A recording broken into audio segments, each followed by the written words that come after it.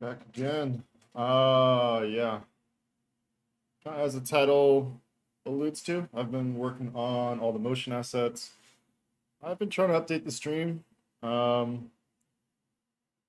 a lot of things in terms of like, if I want to play clips and all this shit, if I want to do like music production, if I want to do overlays and alerts and all this shit. It's just been like this rabbit hole, all while not really making a ton of great progress on design. So, and learning After Effects for more expressive usages. It's always been like UI animation and shit like that.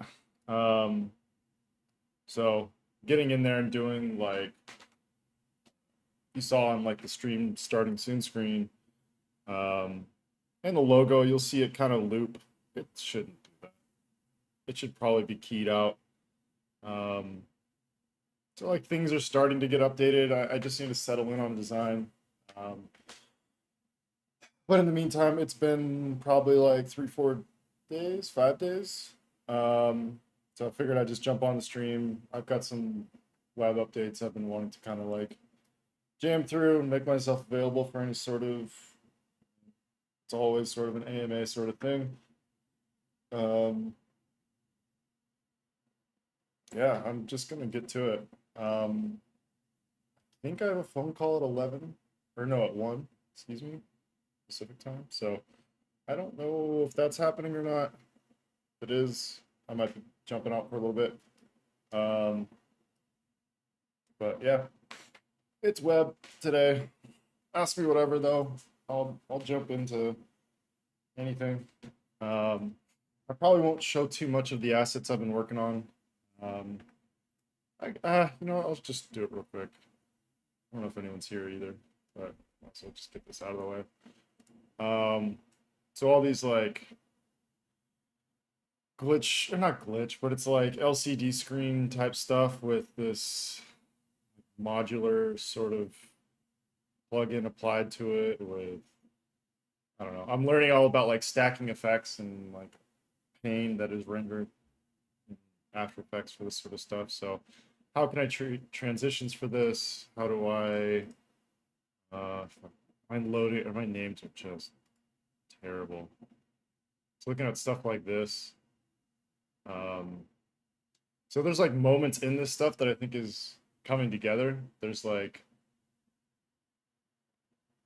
somewhere from like here to like this sort of, this moment right here is actually like where I think it's the best, where I think it's working. How does that work? Like, so a lot of this is like pre-comp, so then do I have to go in and individually bring in these logos? Because right now it's just like like you can see the canvas of a JPEG. So it's just like a gridded version of the grids or the logos. And then doing this like rotating mask and then applying this sort of modular effect. So it's all it really is just like stacking different effects. And I wish I knew more in terms of like being more programmatic and being able to have more finite control over things, but it's a lot of like guess and check. And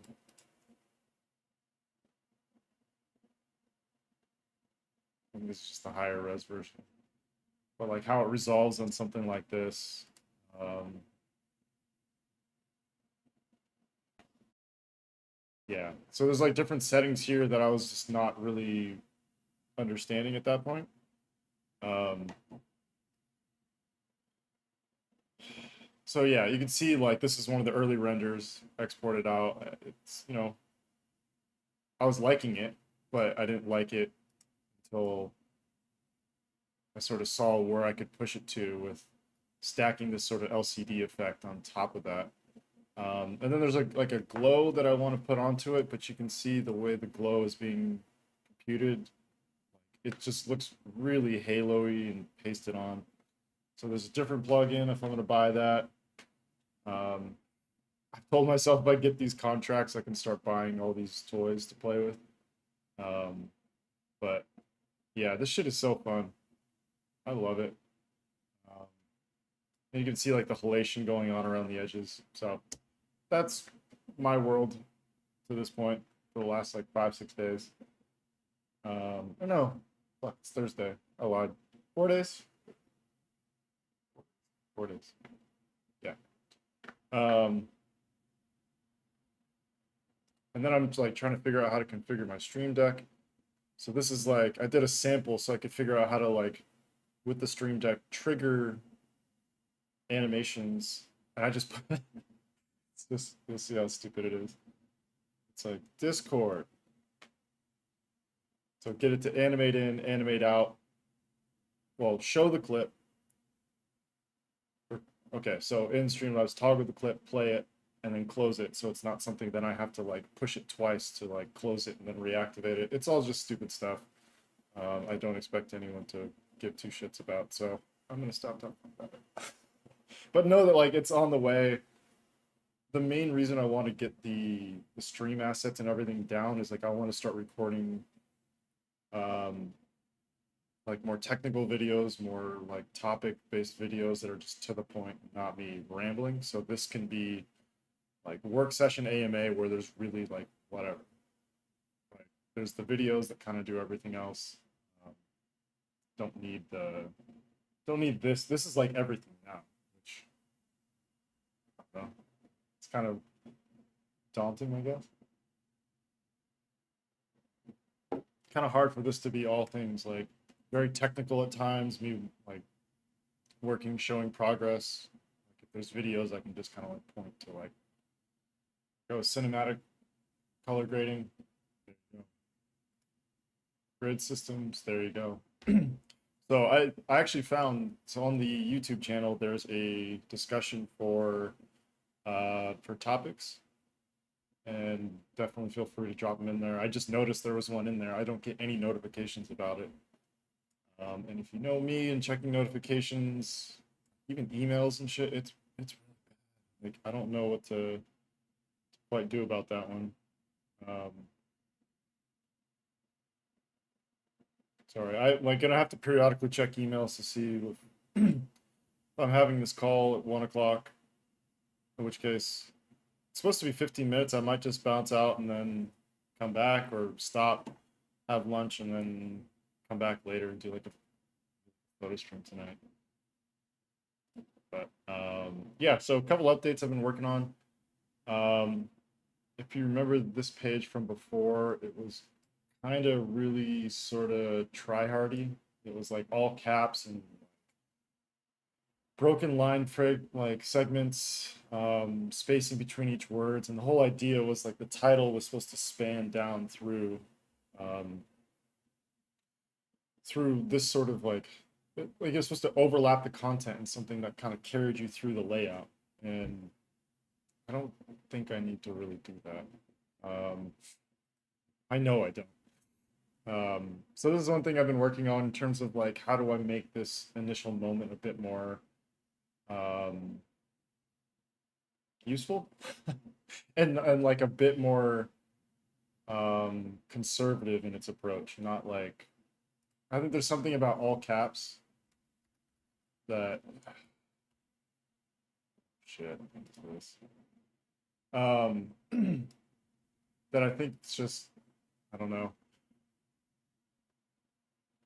It's very much a part of my brand, but I think in the way I apply it, I need to be a bit more strategic and thoughtful. Um, I just I don't know. I think there's something to being more reserved, more calculated. Um, and ideally, I would have had this figured out before, but um, living and learning. So part of the process of like designing and developing at the same time. Like all this shit, like I think if I just sat and designed it, I probably would have had figured out. But I mean, there's solves like so this originals titles instead of it being so large and carrying down the page, now it's just this sticky element. So it'll stick through here, and then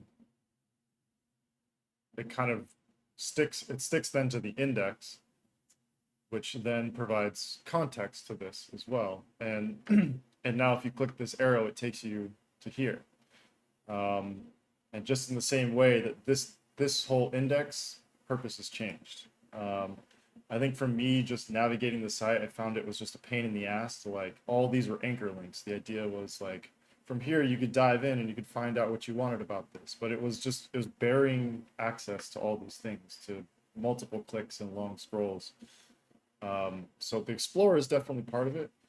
But the idea being is that these are now, so if it's a live link out, like within like 2 viewports, you're able to get to everything and not just like a high level introduction, just like go to those pages. I think it's been good. The only thing I need to kind of reconcile is how I pull these icons is from the CMS, which is so it's providing context to links that aren't available. So it's so like Stream Deck. So instead of it being like an arrow, it's it's an X. Basically, like it's not a link. I'm needing coffee, so if I need to kind of get the word and brain aligned a little bit. um, and there's also conditional visibility based on that element. Um, so where is it?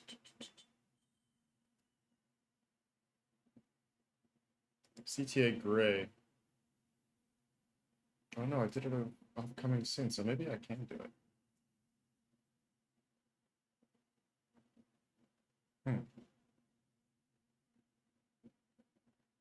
There might be a way to do this. I don't know. It's kind of janky, but I want to see if it'll work. Um, where's my down arrow? I have to, so I have a bunch of keyboard shortcuts for all the arrows. I have them as ligatures in the font for a lot of uses that are. I think it's super helpful, but I think keyboard shortcuts. It's not gonna work. So I also have this page saved. This is how I access all the Unicode stuff. So I just copy paste it. So in my originals, what's one that's coming soon? Primary link title coming soon. So here's one. So maybe if I set the primary link as this. So for me, bullet. So this is something that I do across everywhere. So if you push option 8, that creates a bullet for like a listed item. But I have an automatic substitution for any time I put a bullet in, it puts like the multiply character because that's what I use for all my bullets. So whether it's emails or anywhere, like it's just kind of a subtle little thing that I can do. There's a bunch of them.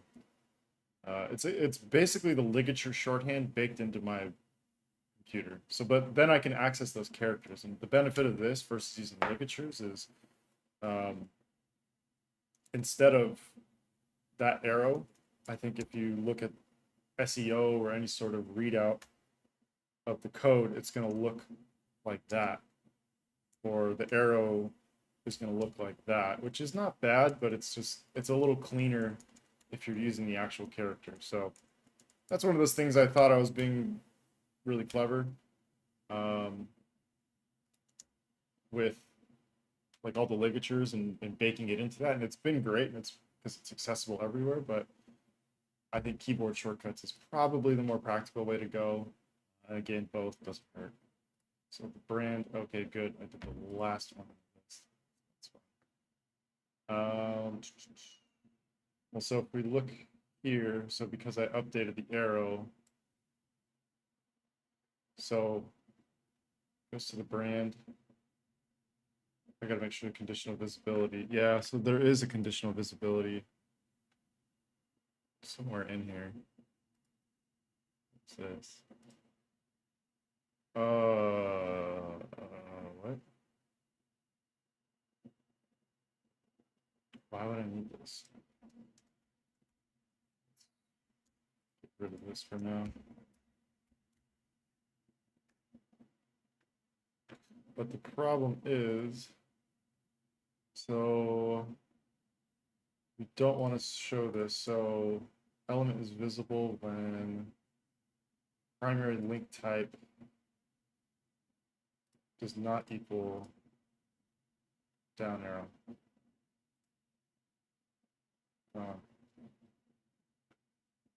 One thing I'm seeing is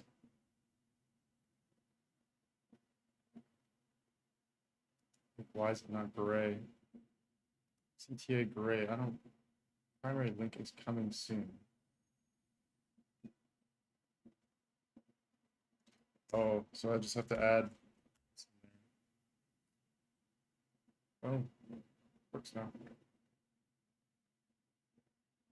Okay.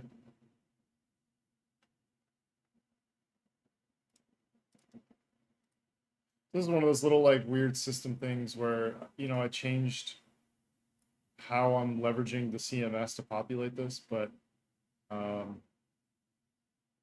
now I can modify it. So now I do have the arrows instead of this X, which was like associated with the coming soon. So it kind of breaks the system a little bit. My OCD is a little bothered by it, but I'll be all right.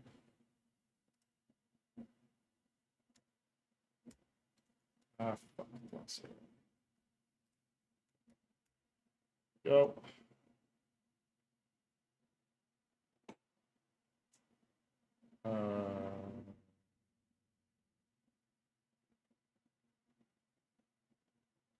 Stream text set. What the fuck is their URL? Oh, that's the anchor. Okay. Oof. Sorry.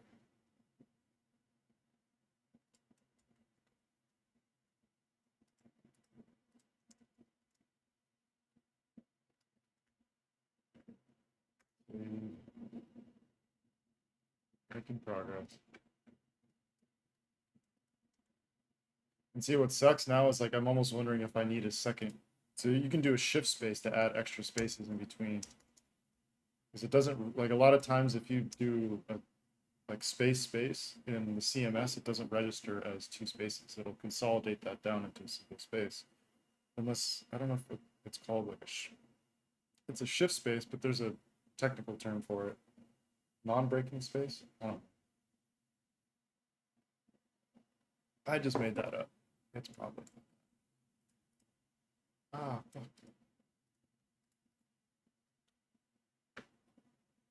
Making progress. Hello. So right now, oh, there you go. Sometimes this thing just takes a minute. I don't know what the deal is.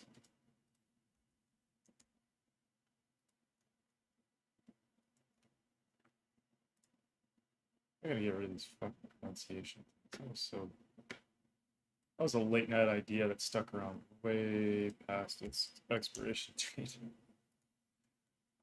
What am I doing sometimes?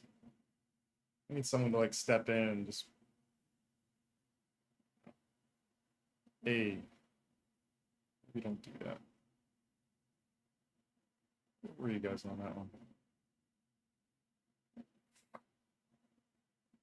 It was with the caddy, Happy Gilmore.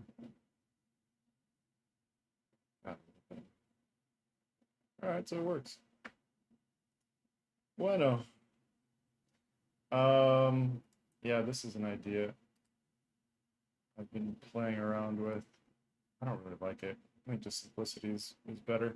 But I did left align the nav, and I did it on every page, and I'm questioning whether that was a great idea. The only thing that sucks is I wish I could just make the nav a symbol, which you technically can, and then as each of these become active for the links within the symbol, they will trigger an active state. I'm not really using that active state. Actually, it's not even doing it. Oh, that's because there is no link. I've made this a top link. So actually, no, I can't do it. If I want that to be the top link, I can't use this as a symbol. Plus, I'd have to break this out of a symbol because you can't do nested symbols in Webflow, which is kind of annoying. This is one thing I want to sort out, how this works with the updated header design. Again, I think this is cleaner. I just think it's a little barren. I think it needs some more context to kind of prompt people to scroll. Again, you have the click to scroll. I think something that sticks through here, like maybe I'm overusing sticky elements, but I think it's valuable for providing context. So I was thinking with this would stick with this. Ideally, it would be like text per carousel item. So I could have digital products.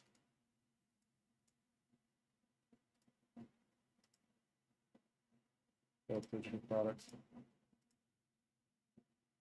Or what you call it. Physical products, like books, prints, typefaces. Because I think originals itself is like, it's such a cryptic word. Like, if anyone has a better idea, I would absolutely love to hear it. I think there's just like the lines that I've drawn in my work might shift again at some point. I like the idea of like things I do with others and things that I can call my own. Because being self-sufficient and independent's always been, not always, more recently it's become a huge priority. But like explaining the idea of originals at the like right at the onset. I've thought about calling it products, but it's not really products. Like resources is something I want to build out. Original creations, like cinematic work, that's not, it's not a product. Composites aren't a product. Font's not a product. Yeah. No, ISO is not, definitely not a product. So this is like one of the ones that like I've just run in circles around, and I just, what? I think people will get it. If they don't, you know, I'm sorry. Can't be all things to everyone. I'm not that smart. Fuck.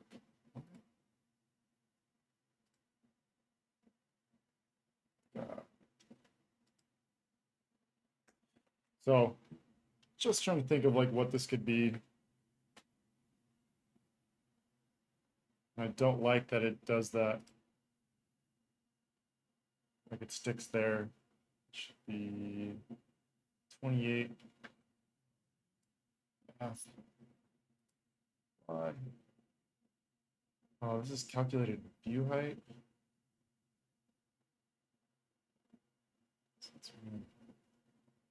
This is where I got my things are muddied.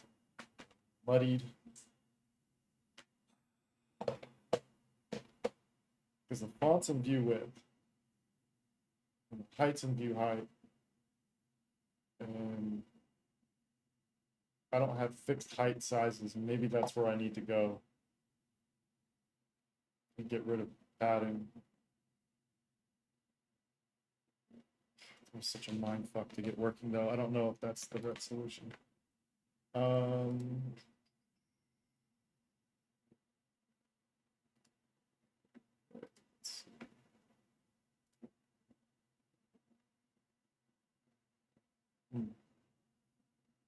like I don't know if this sticking is the right answer. Definitely feels weird here. Do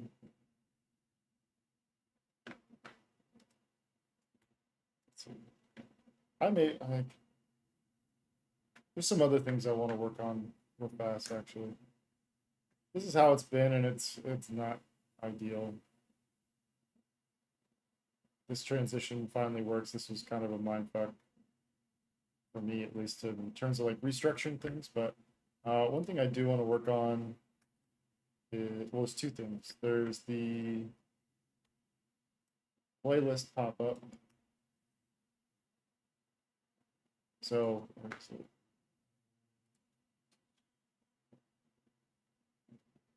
if you hover or you click on the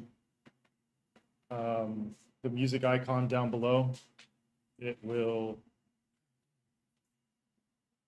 show this modal overlay instead of just dropping you straight into the what's it called? Into the playlist, because I think there's a bit of confusion. Like there's no understanding of what happens. So how does that become a little bit more clear?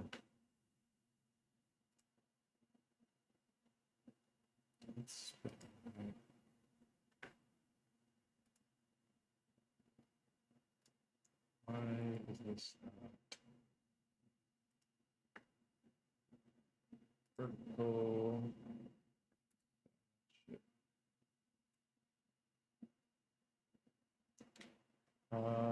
What's this plugin? Yeah, and if you guys have any questions, don't be shy.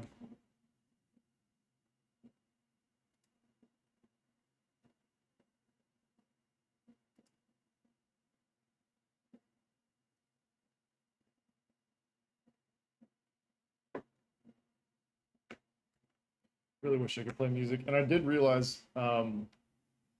So the rain and all that shit was going through the new Wavelink app, which is then being fed into Streamlabs, which has a noise gate, noise suppression on it, and it was reading that as noise, and it was doing a very terrible job of suppressing it.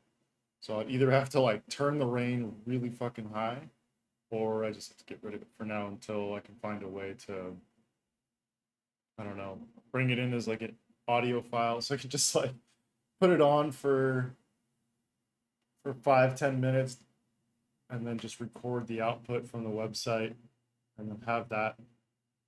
So all these little things I'm definitely trying to sort out. The production value of the stream just is not, it's not there. I haven't even been able to see. I think the logo in the top keeps looping. And it shouldn't have the black box either. Yeah, there it goes. Yeah, it's no bueno.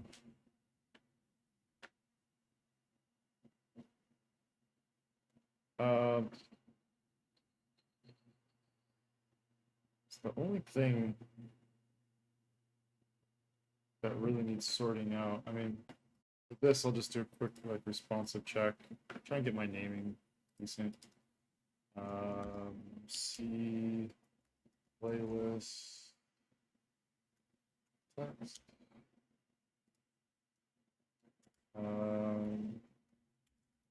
And like at this point, I've just let go of the idea of having um, like reusing a lot of class names. I tried it and it's just been such a mind fuck trying to like it becomes more hassle than it's worth to like, oh, I'm only gonna have like 5 classes of headline fonts, but it's like, well, the way things scale sometimes, like sometimes I need it to be view width, sometimes I need it to be pixels, sometimes I need it a little bit bigger, sometimes like there's so many different use cases where it's just like,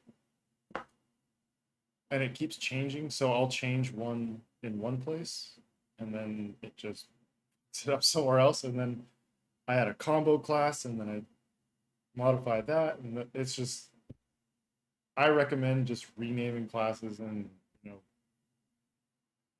moving on from the idea. Like it might not be the most optimized, but I think for the headache, unless you have like very standardized elements, like this top nav item is that's everywhere. It's and some of these elements like this, like the meta title, like I know exactly the context that's going to be in, so that is used almost everywhere. This T short, so there's like I have this T intro, which is the bigger version. There's T short. This is like I wish I could show. Let me name this before I forget. T playlist title. I mean, the amount of classes is just shit. There's 739 unused classes. That's wild. But this is all my classes. It's a lot. I could probably do without a lot of them. I'm fully aware of that. Um, I should probably just, I don't know, just zone out, put on Netflix, and just like think about how I can consolidate my classes. But I don't know. This is wild. I don't know what all is in here. This will show me. There you go. Rapper. Combo. Oh my god. See this like quadruple combo class? Like,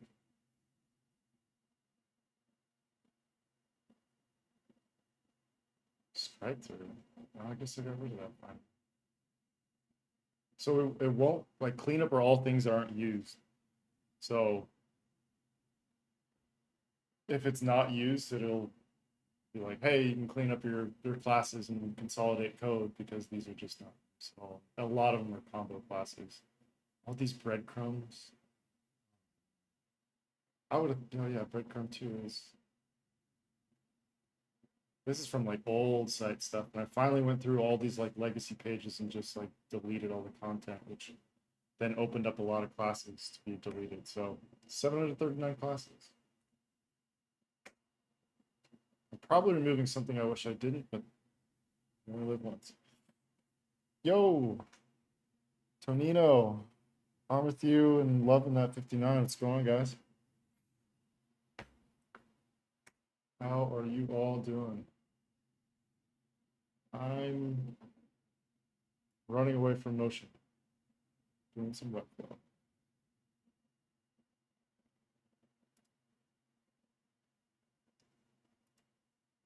Trying to make sense of oh the messes I've made here. Let's see, T playlist. Oh, oh.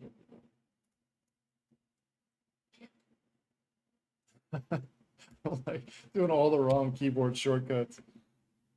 Oh, sweet coffee. Come on.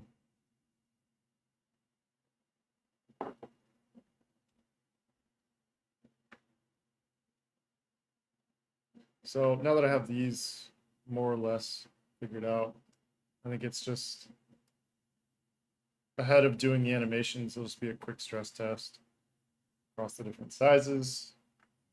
This is what's confusing to me.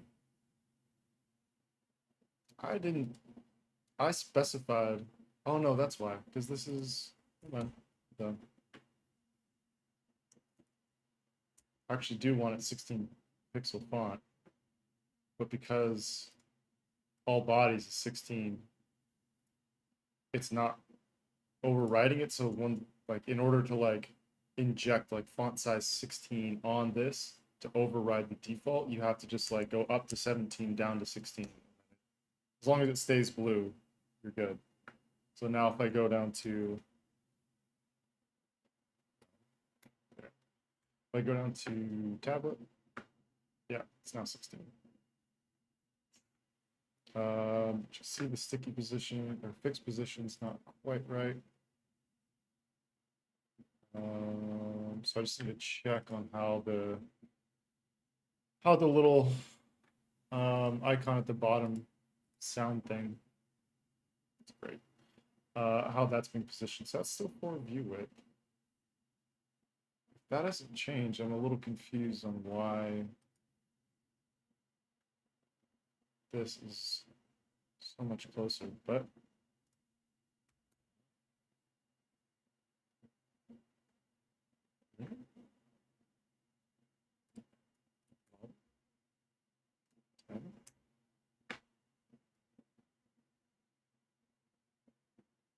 so I'm just looking to create some equal padding top and bottom.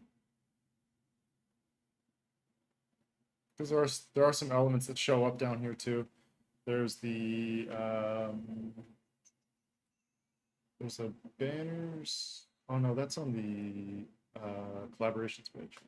It shows up as you scroll down to kind of like provide context. So if people are, the idea being if you scroll, I think it's 25% of the way down through the collaborations, the pop-up shows up of like, hey, if you want to work together. I think that's better than like hitting people with the full screen overlay or just having that persistent. It's like this person's diving in. Why are they diving in? Maybe they want to work together. Oh, and also thank you to everyone who checked out the free wallpaper pack. Actually, I didn't even post this on Twitter yet. Let's see. Should do this now. I'll put the link in the only Twitch chat. I think most people are Twitch, which is good.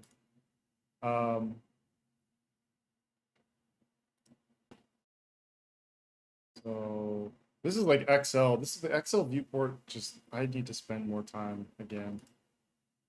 Wallpapers, catalog. This font's again needs help. So, God, why am I so dumb? Look at this catalogs with a Z. So that's what cool kids do. So if you, I added this sunrise, sunset pack, and I made it free until Sunday. So in the Twitch chat, there you go, and the code is free 99.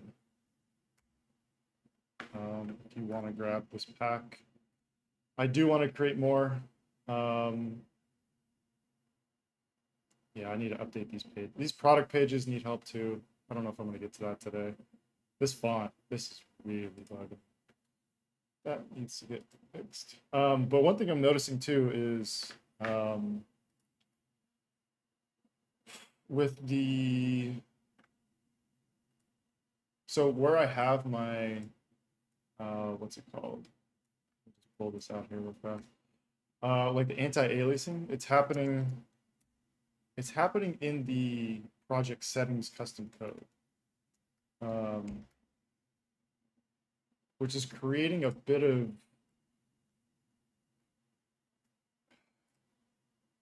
so it's creating incongruencies. I don't know if this is going to fix it or not, but I always notice that my fonts look different on the preview than they do on the live site. And I'm hoping this is going to fix it. So injecting this anti-aliasing code in here did.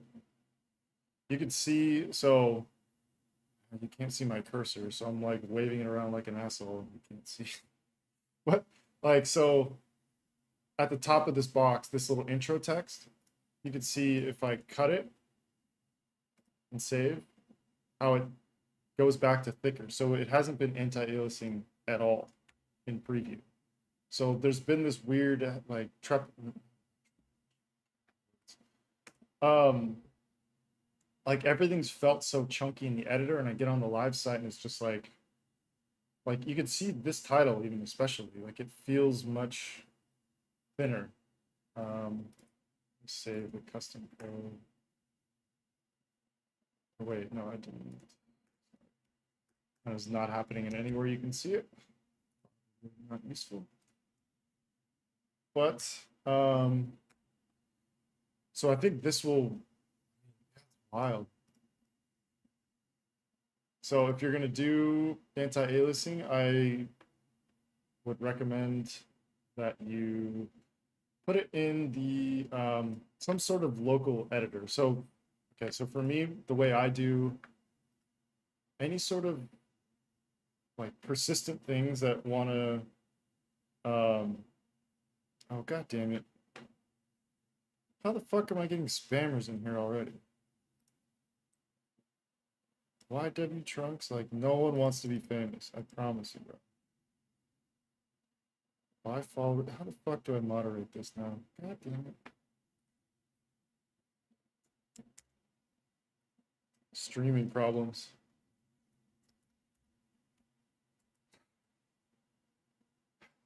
Kind of funny though, I'm not gonna lie. I mean, I'm not gonna knock the hustle. I guess you gotta do what you gotta do, but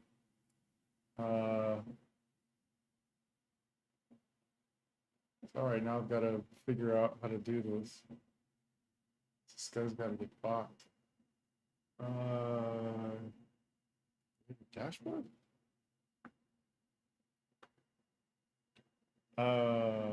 Stream manager. I should probably have this up more often.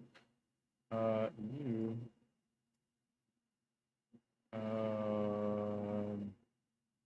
Yeah, you're banned.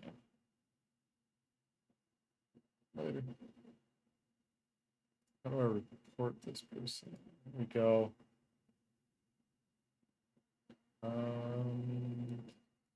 Bam. Bam. This is a bot account. I don't want to tell you more. Sorry, I'm like vocalizing all new to me. Let's see. Spamming link. Trying to fight the good fight here. Okay. Oh, we're back.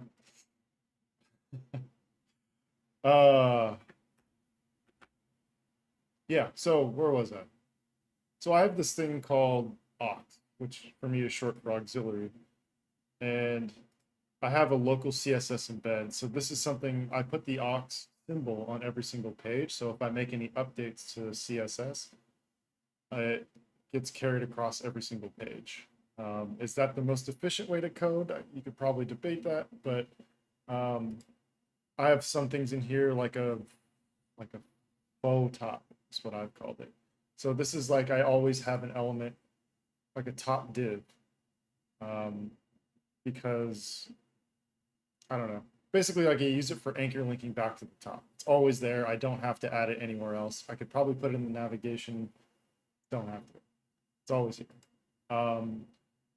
Cox used to have a lot more. There used to be like depth gradients, so there used to be like shadow up here. There was all sorts of shit going on, but it's been reduced down to ambient shit is where that thing lived, but now it's just noise that's there. And now the sound thing, which is the playlist again, class naming, strong suit clearly.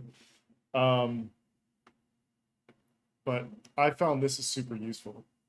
So now every single page is going to have the same same embed code. So my shifting the anti-aliasing from the project settings to here, it's going to be reflected on every single page. So now I can go through and test this and get the fonts looking a little bit closer to how I want them. I don't know why I didn't do that earlier. It's one of those things like you're looking straight at a problem, but you don't think of the solution. It's very interesting for me. That's just why. I was wondering, why do you use Webflow? Sorry, weird noises. So for me, Webflow is it's my way of just taking ownership of my presence online. Is basically the short. Boys against. Son of a gun. So in the past, I had worked with a developer. Um, Good friend, love him. Still got nothing but love for him, and he took on my own website, and he just wasn't able to deliver. He had two kids. He was overworked at his job, and he was optimistic about being able to take on my project. And it was something where, like, we'd get a bunch of progress made, and then he'd fall off because work was crazy. He was going on trips. He had to take care of the kids, like any number of things. All of which, like, I totally understand, and it just basically I came to understand, like, if I want things done on the timeline I want them done, I can't expect anyone else to care as much as me. So I'm basically removing a dependency for um, my own web presence. And for me, I see the web as like it's my website is the hub for everything I'm doing. It's I'm again, I think I've rattled on about it before, but I'm losing faith in a lot of social networks. Like Instagram, I haven't posted for like a week. And that was like my be all end all. That was like all my focus. And um, I don't know. I just feel like having everything consolidated here is in my best interest. Um, so I put energy into just learning how I can do it and knowing that I want to do a lot of different updating, um, like all these different products and originals. If I want to start releasing new products, um, I want to like I don't want to have to be bugging someone else to always be updating and creating these things. And if I want to do custom pages for any of these things, like I can just do it. Something's not working, I can just jump in there and do it. Um, so it's from a time perspective, probably not the wisest decision. It's definitely been a bit of a headache. I'm going to be honest. Um, yeah, I think that's the best way to describe it. It's been like a blessing and a curse. It's very satisfying to get things working on my own, and I can get them exactly how I want. And like the amount of times I've noodled these fonts is crazy. Um, and like if I was doing this with a developer, they'd probably send a hitman to take me out. Just in the way like I finally just did like the anti-aliasing. Like I was going back and forth and oscillating on different things and wait was the right place. Or if I want to launch, like I was saying, like I have this whole interactive thing that I want to do. Um, like if I want to do anything specific to this page and custom, like it's like someone like Ari is just gonna be like, nah, I don't I don't have the time for that. Um, and like it's something I've been thinking about recently is just like how and when to depend on people. Um, like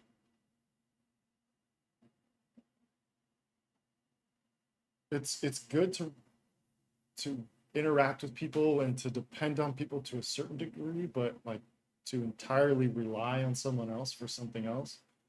That's for me, like my website is like I was saying, like this is like the crux of everything for me. And if I'm dependent on um, someone else being as interested in it as I am all the time, I think I'm setting myself up for failure or disappointment.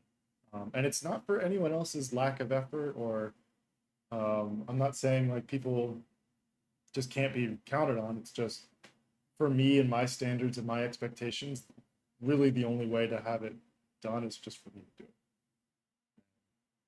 at the end of the day, it's also just like another skill set, like something like I've like built multiple websites for other people, and I, they're nothing amazing. Like most of them, none of them are going to win any sort of awards or anything like that. But um, just for me, if I have like a small business, it's like, hey, do our branding, bring our website to life, be like the end-to-end creative partner. Like I can do that. So, so at first you really weren't a developer? No, not at all.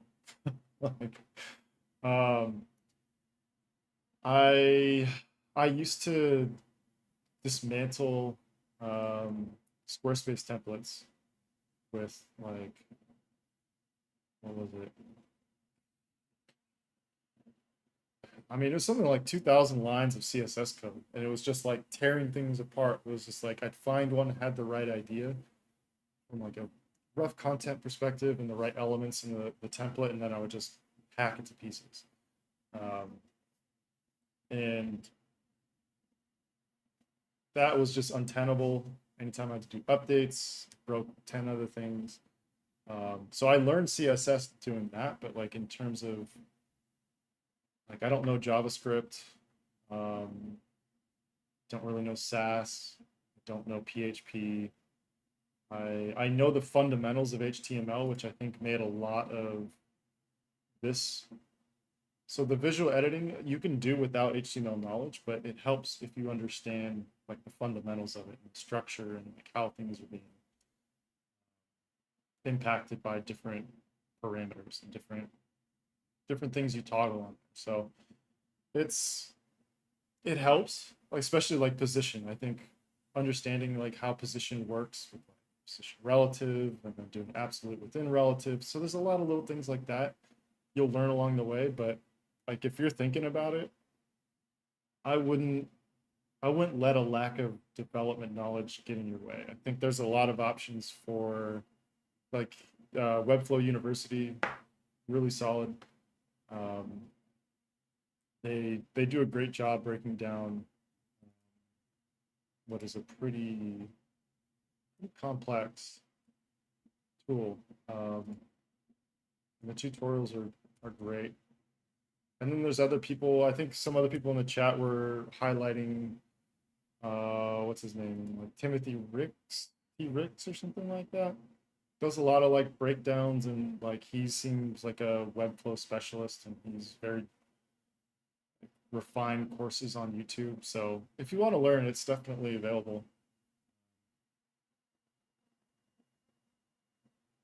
And like I don't want to become a developer. I don't even know if I want web projects. That's something else I've been thinking about. Um, so yeah, whether it's right for you, I think that's kind of a value call at the end of the day. Um, but for me, it's I don't know. I like it. I find it cathartic. Ooh, ooh, ooh, ooh. Right.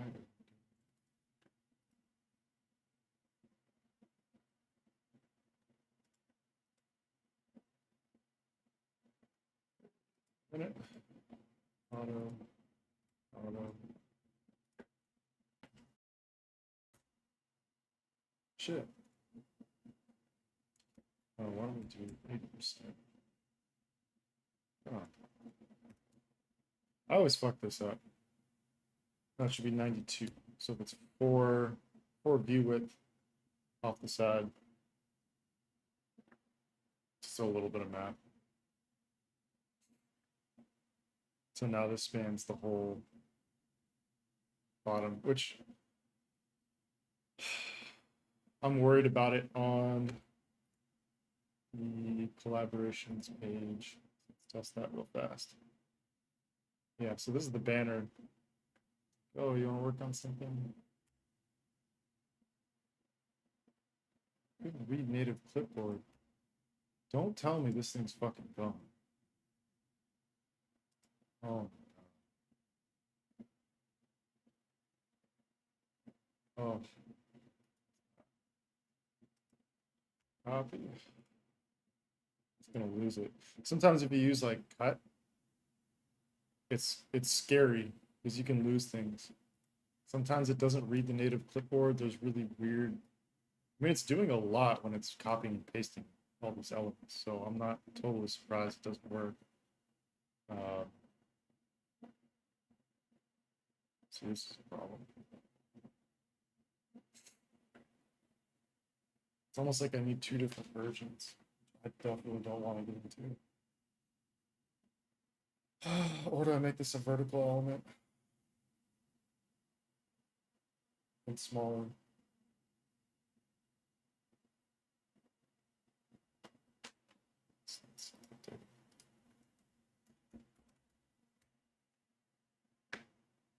Yeah, this is probably. I mean, this works, but this is like. Maybe this isn't a great idea. I feel like it needs something. Maybe it's a full screen experience.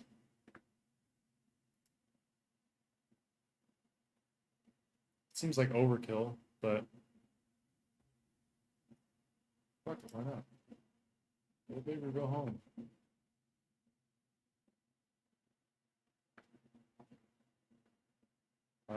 So this is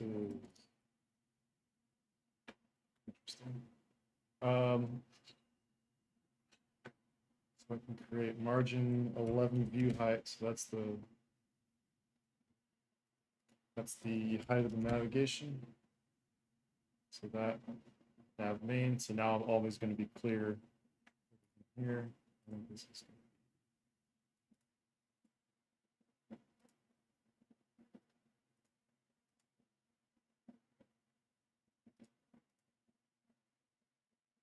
huh.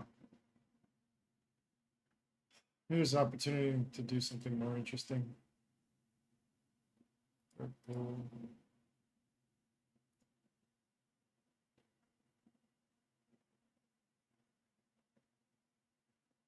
So we have this here. This top. Good. Product title.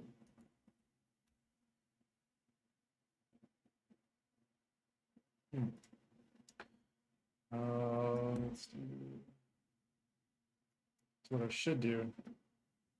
So if you want to have like consistent inset padding, I recommend creating a div, whatever you want to call it. I call it wrapper. I think that's kind of the traditional nomenclature for it. So I don't put any combo classes on it. I don't do anything. It's always like if I want to have everything living within a consistent width, like that's what I use.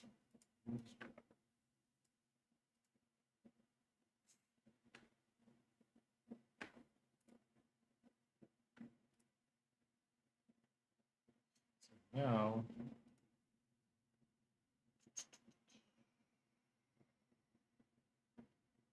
seems excessive.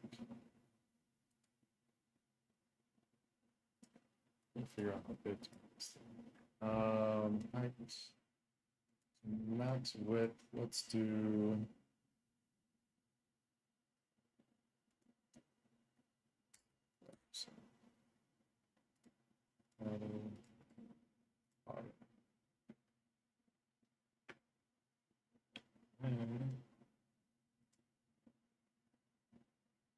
This is the only part that sucks. I don't think this is going to affect anything. Yeah, because it's within wrapper. And I don't want to put anything on wrapper in terms of alignment. Because there's so many different things. Apparently I have center. I mean, now it weirdly just center aligned. I'll probably need to put both of these in divs just to kind of control the layout a little bit. Why? See, now it's back to. I like looked away and I think it moved. For this image, so we'll need to make this relative. Row -1.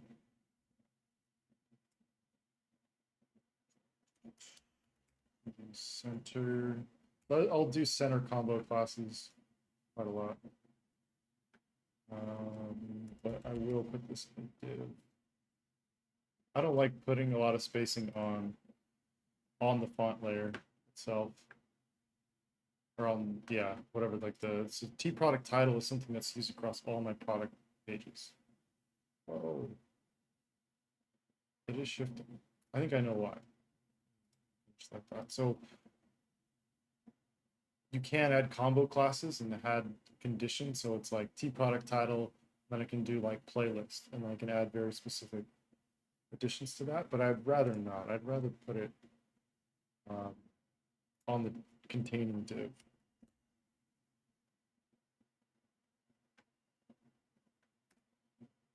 So this little guy. So max width. So there's no specified width, but there's a max width, and I think that's what's causing the oscillations. Like sometimes you just have to force. You have to force the sizes.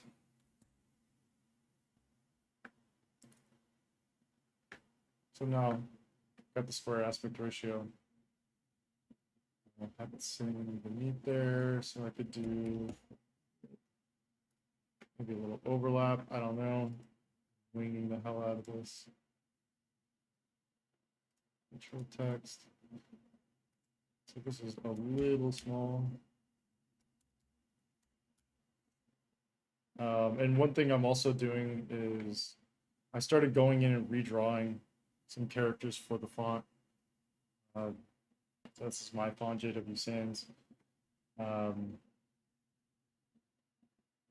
Just so some of the characters in a lowercase setting, like these G's, are a bit too curly and whimsical. I think I want them a little kind of edged off a little bit. There's one with like a R, like the R is a bit more of a corner. That's kind of like one of the characteristics of the font is some of these turns and the shapes are, I don't know, they're a bit harder, but like the G is like this kind of, I don't know, like it does some interesting things. Like there's, I keep saying for like developing fonts, like it's, I don't see an exact science to it. If someone does, please let me know because I'm definitely not seeing it.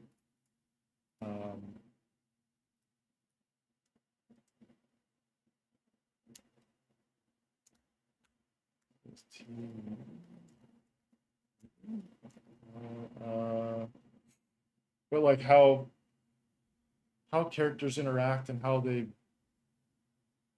create like a collective feeling. It's really interesting and it's really subtle and it's like the smallest things have the biggest effect on a font. And there's other things, as you can see, between the A and the Y in playlist, like that kerning. I need to get my kerning pairings a little tighter. We're good. Kerning pairings, hinting. There's a long list of things. Yeah.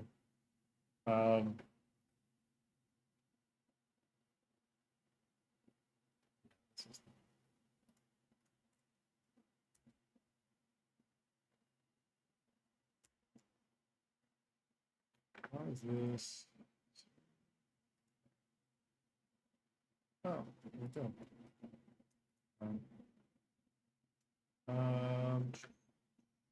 Vertical center.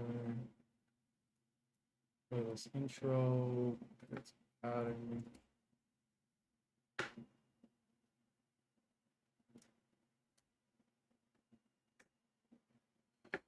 I don't know. This is just like a very quick FPO type thing. I don't know when I'm gonna feel comfortable pushing this live, but maybe we can just work on the interactions of this real fast. So this is something that'll live. I'll bury it in aux as well. So anything that like I need on every single page, like I can quickly just put it in there. I don't know what this like unhappy face is in the top left. I've been seeing that a lot more, and I don't know if that's something I should be worried about, but currently I am not doing much about it. So we'll do on mouse tap.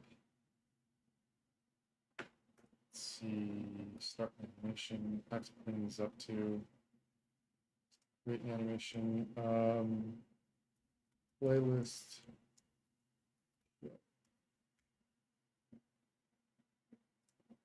So we click it. We'll hide show. This is initial state. Off. Duplicate. So first thing is going to show it. We can do something just very quick and greasy. Zero. Duplicate. So right now this is affecting the side sound thing, but that's okay. We can just change target and select playlist pop-up.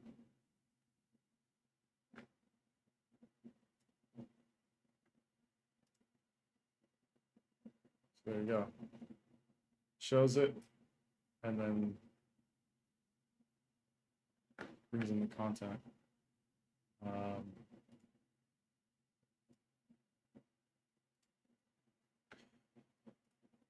And you can do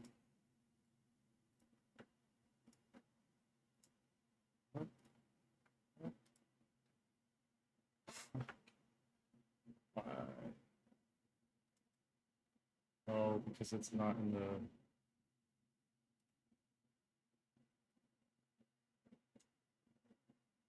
so it's like bouncing in and out of the symbols. So if you're doing interactions,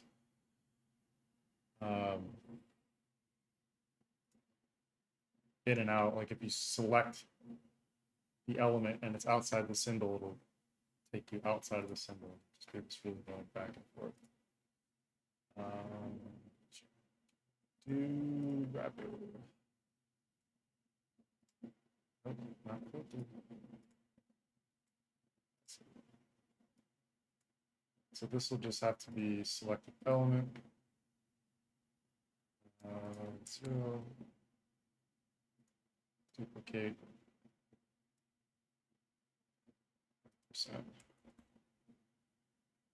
And like I can make this a lot more complex, but just as like a quick,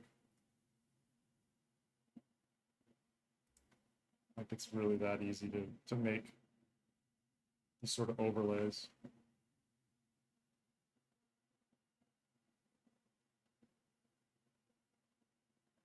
That design sucks. And this is like we're like designing in code, like you just start thinking about like straight lines to getting things done, and you end up with boring shit like this. I don't. There's a much better way of doing this, and I think probably embedding the playlist is probably another thing I want to do. So this is kind of like a first step. Is just like I get the content in I want, and if I can make something work from a layout really quickly, like great. I'm not scared to iterate and just get it working and then churn on it for a little bit. I think this is such a low priority in the big picture of things that I'm not terribly worried if it's not the greatest design ever. It's done, it works, but you know,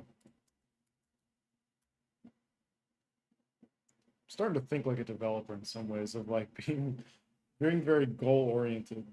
It's very interesting.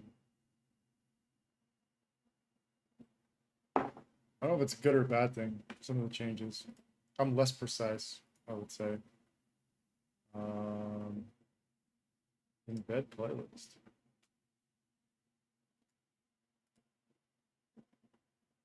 % of the player automatically desktop layouts.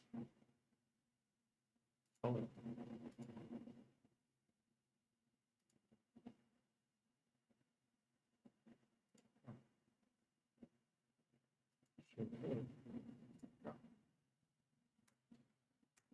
So let's just do a quick embed.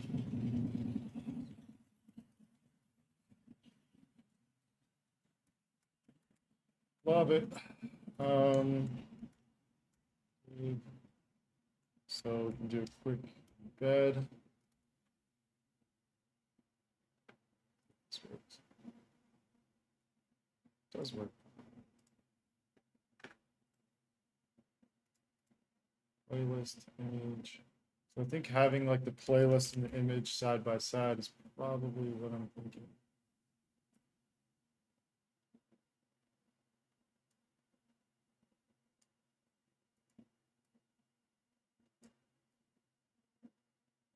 Again, just checking boxes and just getting this thing in a spot that was all right.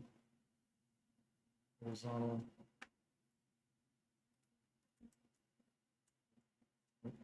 Percent.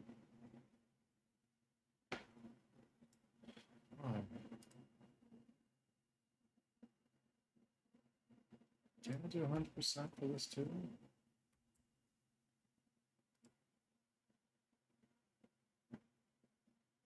What?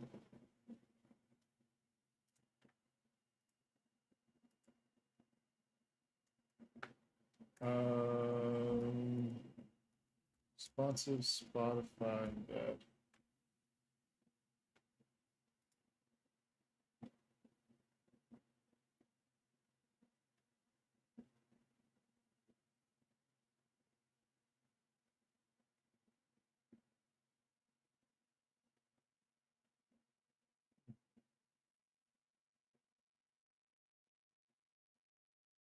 Two 40, height 80. I don't understand why JavaScript would be needed.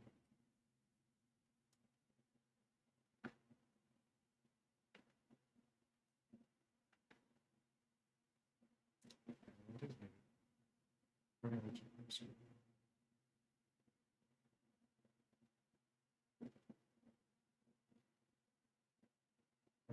It is needed.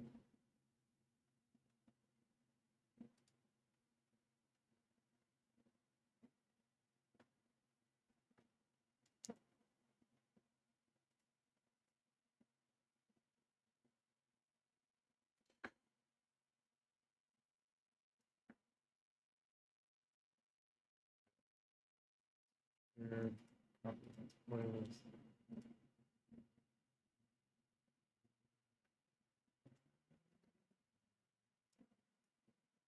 Let's see.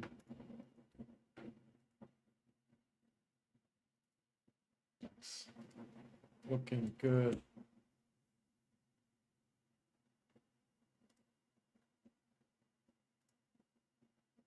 So it should be 50%.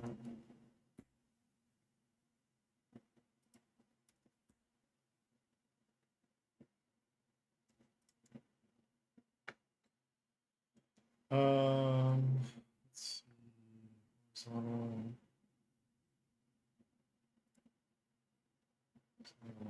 With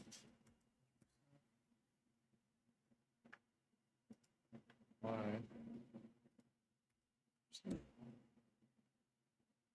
Oh, hey.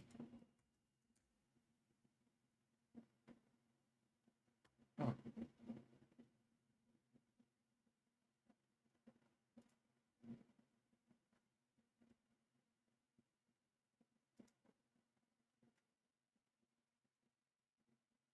I'm not sure I understand exactly what's going on. Why is this happening?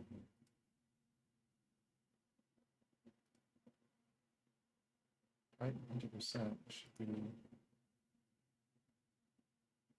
expand.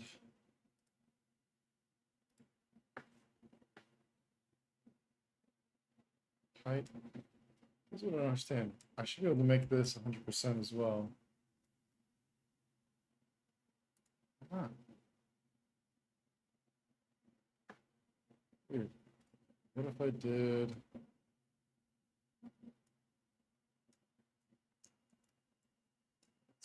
50 to 40 people?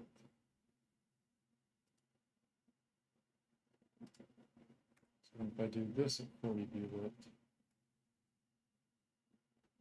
this image, height, 40 people.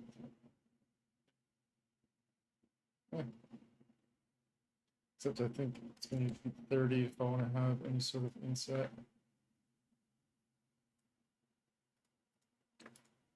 Okay. It's kind of working. Because I think, yeah, this would be width 80%. Auto. Again, I don't want to invest too much time in this.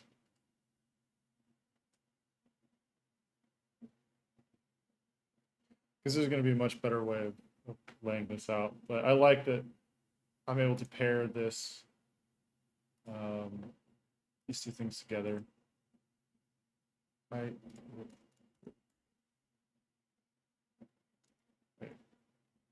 Width 50%. Right. View it. Image.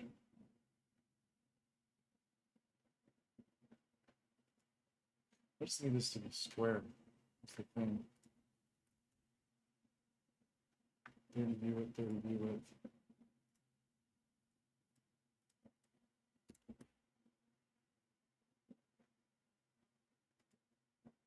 So why?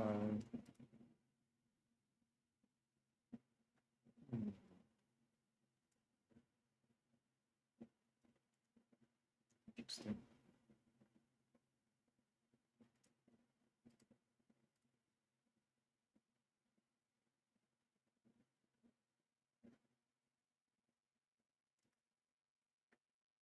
Right. Slightly confusing to me.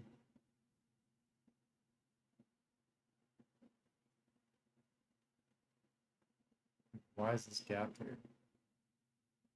Did auto.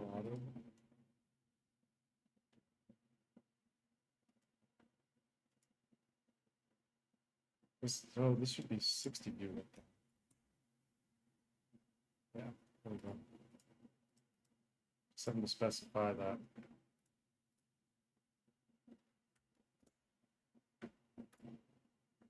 So it's here. Content's accounted for. I think I want to spend some time and think about this design.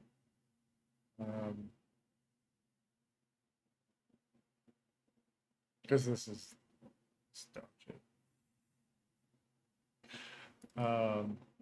Thing I am thinking, I wonder if I move this to the margin so you can still see the navigation.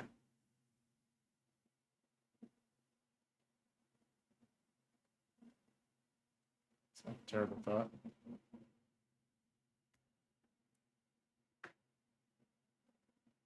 What is this? What's about? But that's kind of weird at the same time.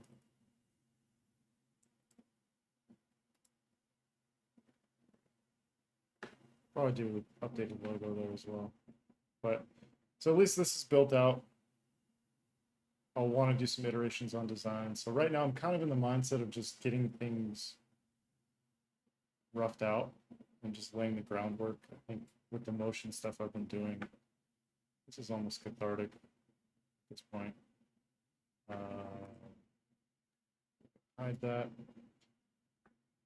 One other thing I wanted to do, I do want to get this, I need to do some design iterations to see what this sort of area looks like, but I was thinking about the Delta page and how I don't have like I don't have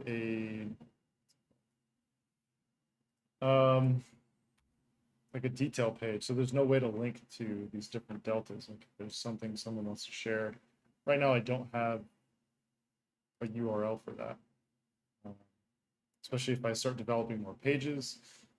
Something I kind of want to start thinking about. So this is why it's always been sort of low priority, but something I do want to just at least make. How I make it, I don't know. I don't know how I'm going to make the link to it. Because then I can start thinking about maybe if the details are, or the detail pages are available, maybe I can do less on the loading page, on like the Delta page. Because I don't know if like if is the delta page slow for anyone? I don't know if people exactly are here right now, but for me the delta page is there's a lot going on this page, and I've actually gotten to a point where it crashes Webflow every time I select some of these divs. Like if I click on, I don't want to do it, but I was gonna have different grid layouts for depending on how many images were there, and it got to a point where there's just so much conditional visibility and so much media and so much stuff being shown, not shown, and loaded, that it would just basically Chrome would just lock down, and I would ask like, "Do you want to wait for this page?" I'd say, "Sure." Another 30 seconds to go by. Them. Do you want to wait for this page? Sure. Why not? So it's yeah, I don't know what's going on with that. So maybe I can be a little less complex with things, and like I can just have this as one image. Um, but then I have to think about where the CTAs live, how I drive to, because some of these posts, like the idea is to create visibility and drive elsewhere.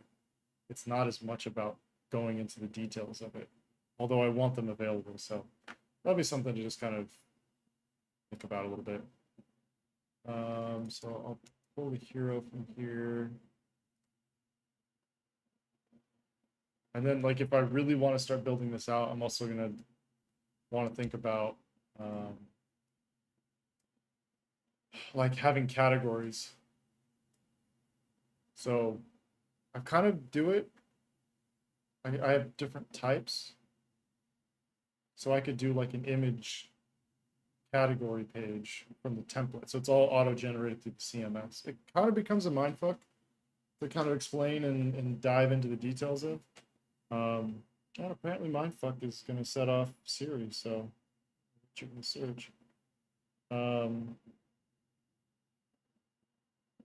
good. That homeboy spamming links has already gotten banned from Twitch. It's nice.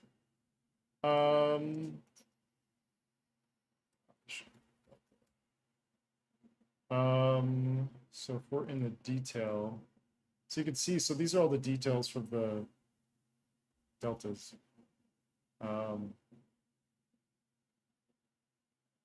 So I almost should, as a starting point, what's this?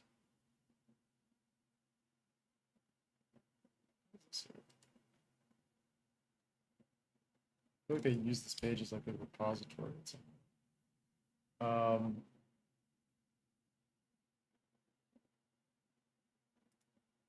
So this could be, ooh, what? Let's duplicate this. T delta detail title. So my newest kick is going and using M units for a lot of things. So I'll specify size and view width in all sorts of things, pixels. But I've found as things evolve to different sizes.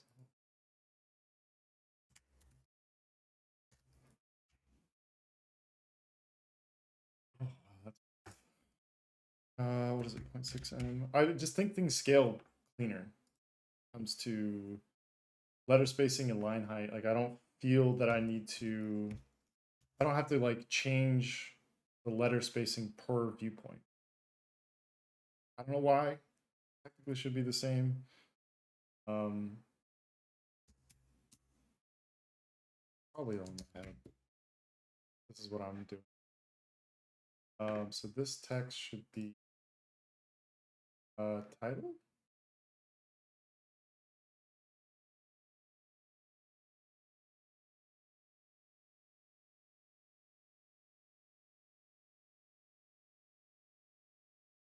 Yo. um,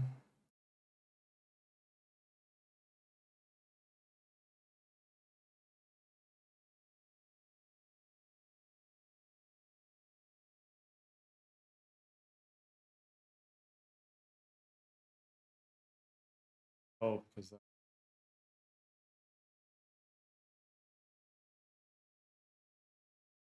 Yeah.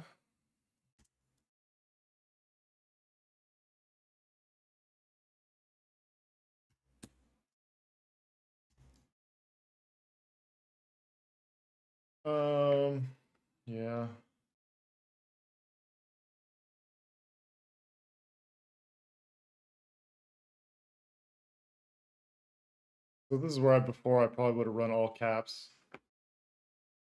I'll justify. This is another thing. Like, so if you duplicate classes, like, oh, never mind. See, this.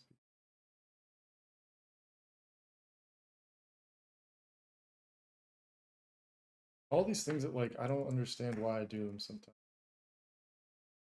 Like if you can get rid of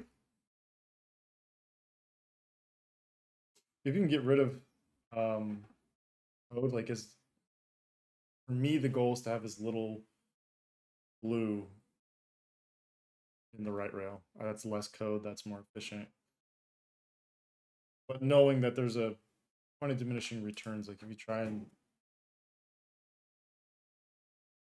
reduce it down too far, you're doing yourself a disservice.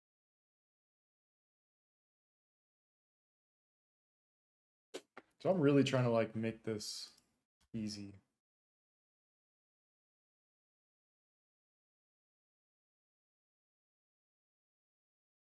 Go back.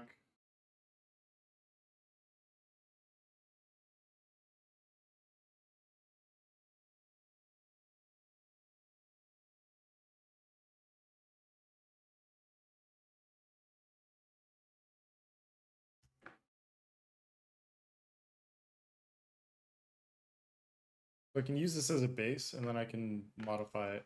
But at least all like the conditional visibility shit is here.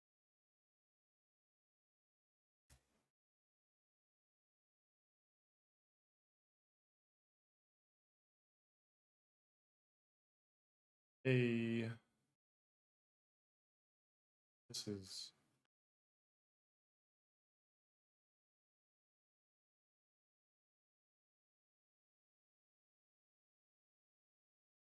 nothing I really see.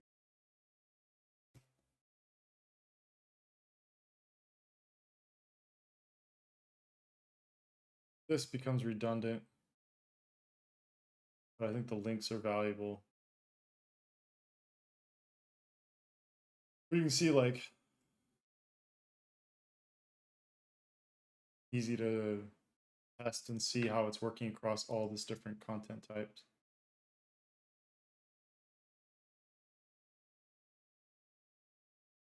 Um,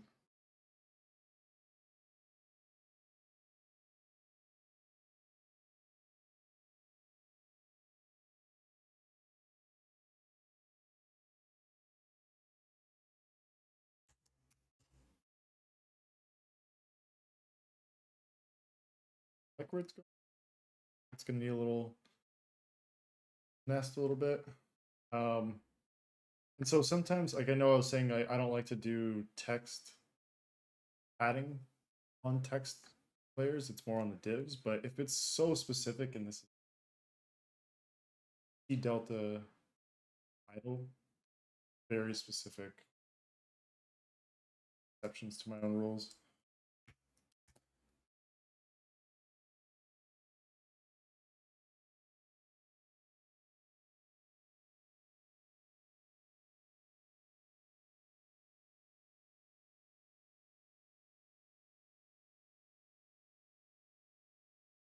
The thing I'm worried about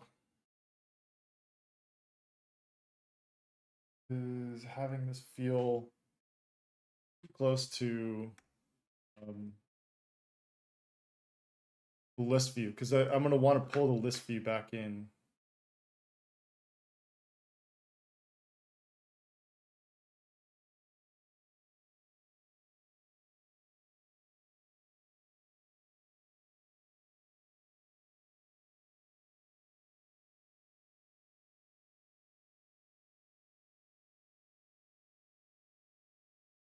Feed list.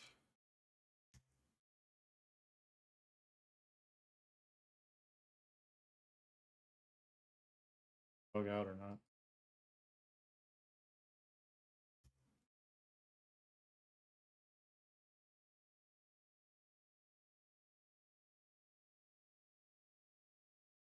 Saver. Back to. I want the current post to feel a bit more stoic.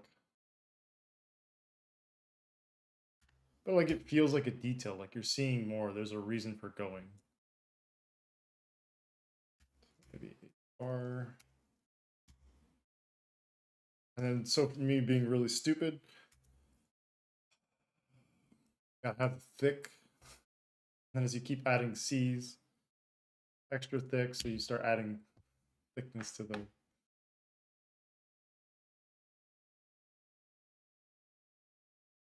line. Thick boy. I should be.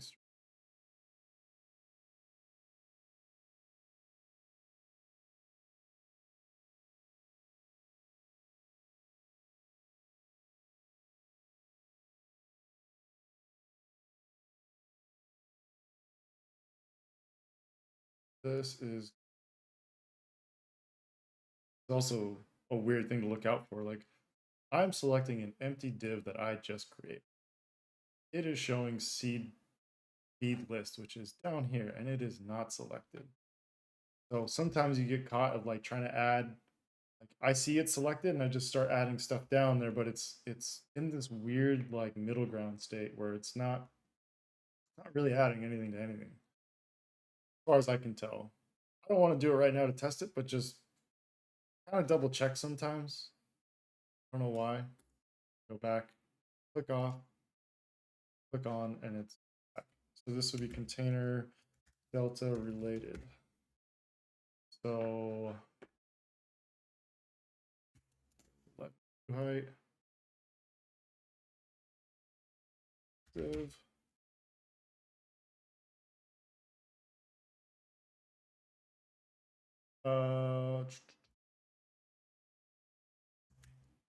Text block.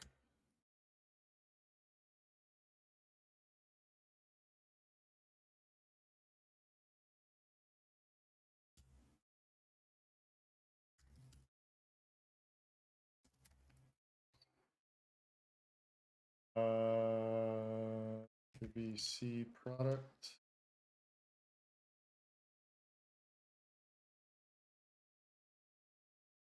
Product title.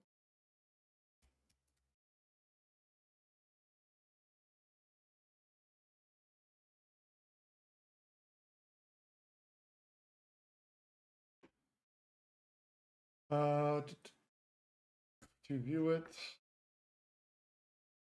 So I'm actually going to want to double this to create a little visual separation. Definitely going to want to think about this layout a little bit more, but I mean, you can see like very quickly able to create like a detail page based off of pre-populated content. And the one thing to do is, so on this collection list, you can add a filter of, say, delta is not. So on these detail pages, you have the access to like current delta or the current item within the collection. So you can create all sorts of filters on here. And so if I'm actually going to go related post, maybe I just want to show other image posts. So right now, like I have a notification type of none. That is for me to be able to clear the featured on the home page. There's the banner at the bottom. And like, let's say I just want to get rid of it. Like whatever I'm featuring is not relevant anymore. And so that's my way of overriding that, kind of pushing through whatever the fuck I want. So that's what that is. Delta is not the current one. So if you're looking at related content, you wouldn't see this one in the related content. And just in the same way, if it's going to be truly related, I can do notification type equals So now only image posts go up here. Well, there's only one, but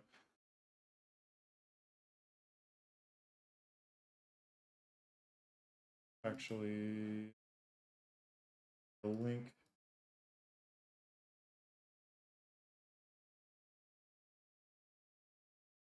The one thing I do think I need is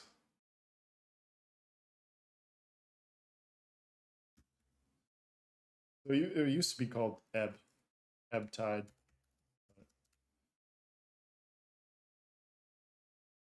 Uh,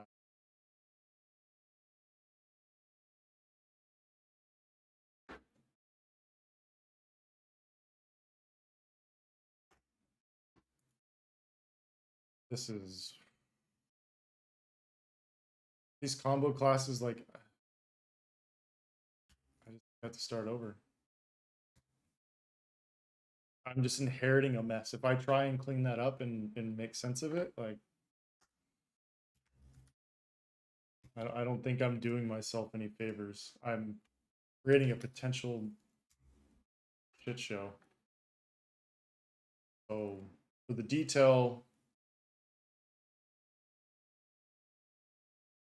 must be some alignment.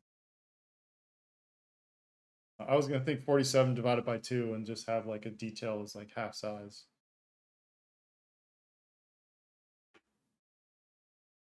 But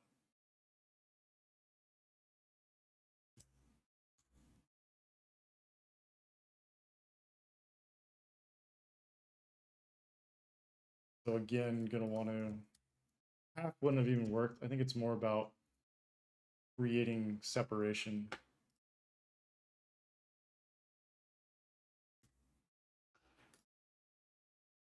Like a visual hierarchy to this. Probably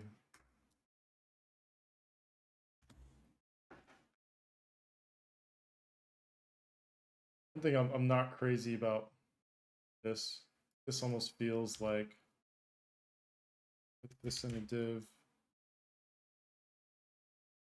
This might be weird because this is so much taller.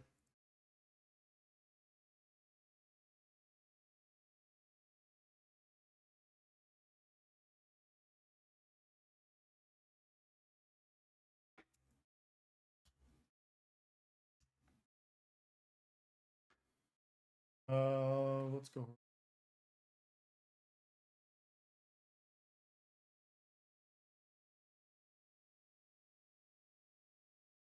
So ideally I could match font size here, so at least this lines up on the first line of that.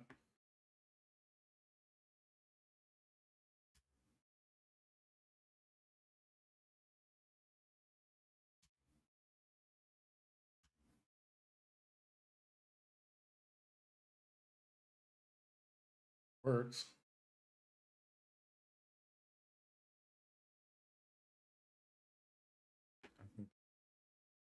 Interesting. I need to put spaces.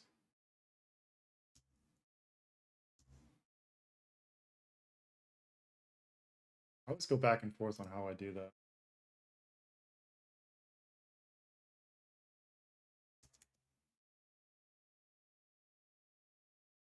I don't know if I want to start flapping fruit flies on the stream.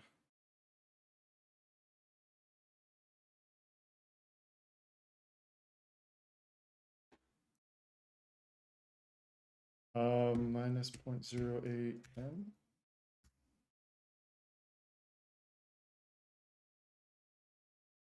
A little tight, but I think.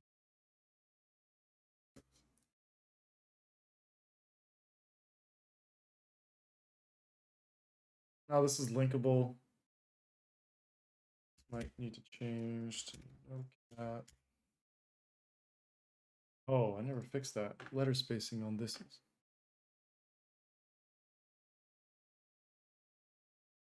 In height. Oops. Okay, that's the. Let's go back and forth on view width too. On like whether or not So on like this extra large viewport, so some stuff like this nav, I go with fixed sizes just because like, oh shit, notifications work.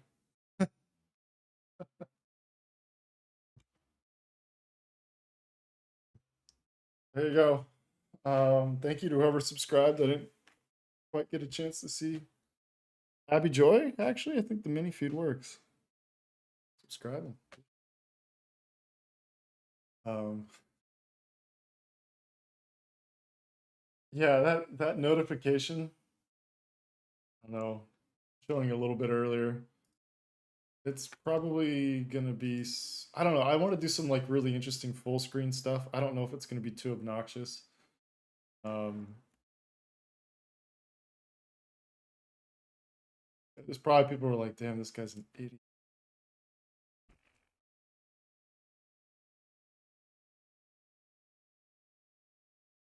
Like these sort of like full screen. So it's not gonna be a dumb GIF with like Snoop Dogg audio. Like there'll be some production value coming. So I think that's where I mean there's gonna be a lot of dumb stuff baked in. I'm not gonna get I don't think I would be honest to myself if I didn't. I'm stuck on stupid. Um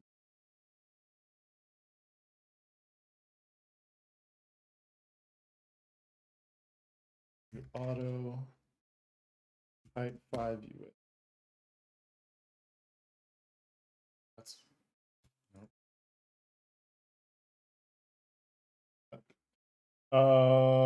First time here, watched a couple of your live sessions. Thanks a lot for sharing knowledge. Appreciate it. Yeah, of course, Abby. Feel so if you're here first time, like definitely feel free to ask questions. I'm working on some Webflow updates today. Things I've been thinking about doing, and but I know there's people here from all sorts of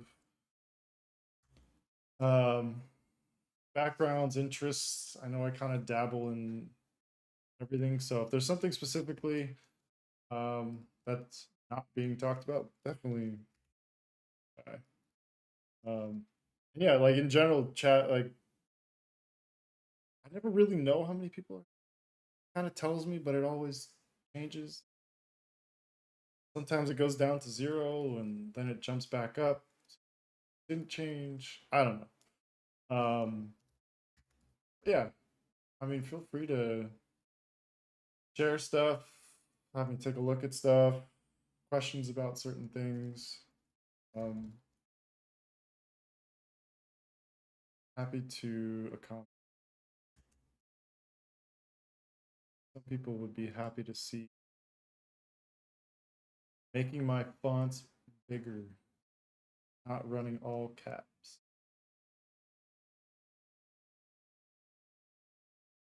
Growing up. Don't know why I'm doing a copy. It was probably inheriting it.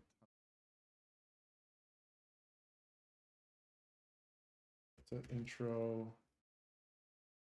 About the detail.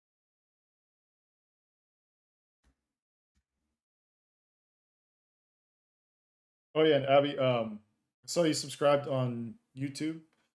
So I don't know at what point or if it's still gonna happen. I may just keep streaming on both. But the thought is to have YouTube be more of like specific videos and live streams happening more on Twitch. I've alluded to making the switch, but I keep on forgetting to undo um my Streamlab Prime. So as long as that's going, I'm just gonna keep. The switch may happen, but if you want to subscribe to Twitch, it's just John Way Studio on there. I know I sound like I'm getting greedy. I'm appreciative that you're on YouTube and like definitely don't feel obligated to. Um, that's just something that I think you were saying is like a first time viewer. You may not have been privy to, but I also say a lot of things that I plan on doing, and then whether or not they actually happen is something else entirely. Mr. Glocks, what's good?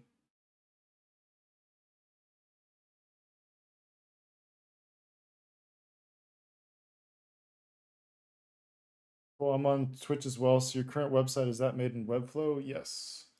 Yeah, that's what we're working on right now.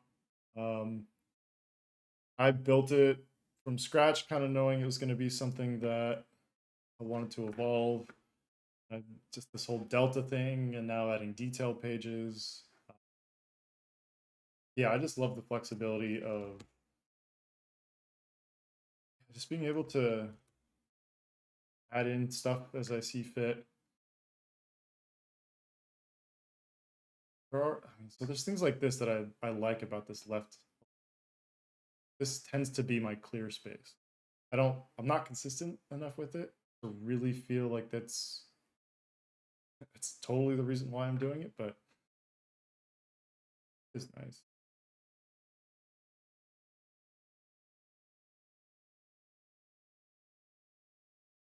Sorry. So this is another thing I'm inheriting with classes, which I don't know what words. Is that really what we're doing?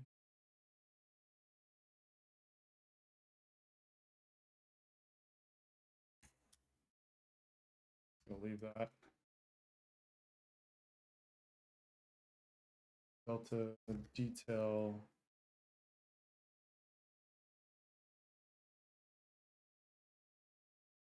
Copy. Like this is where I'm creating artificial structures and I don't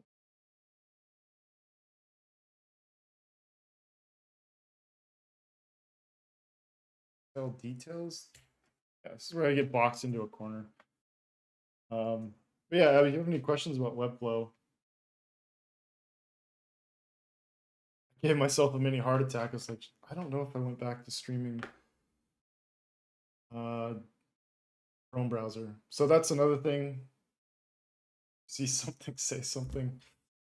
There's a lot of times where I'll just bounce between different inputs on in Streamlabs. So I'll broadcast something in Chrome and then I'll go back to Sketch and be like, yeah, hey, look at this, modified this, and then I'm just designing this, and there'll be like 5-10 minutes where I'm not showing anything of what I'm doing. So yeah, if that happens, probably is gonna happen. Give it enough time. I'm a believer. This this is where the problem.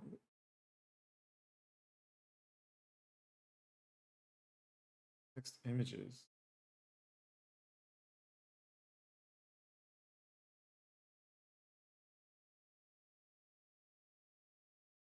Oh, I know what this is about. I created a sticky version and a non-sticky version. Uh, but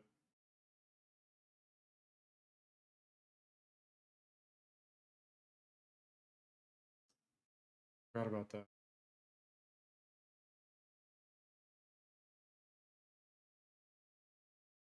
This alignment kind of sucks. Probably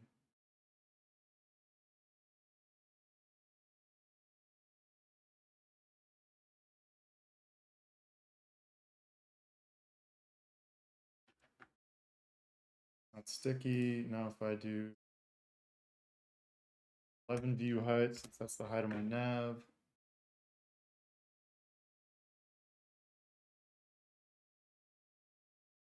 I do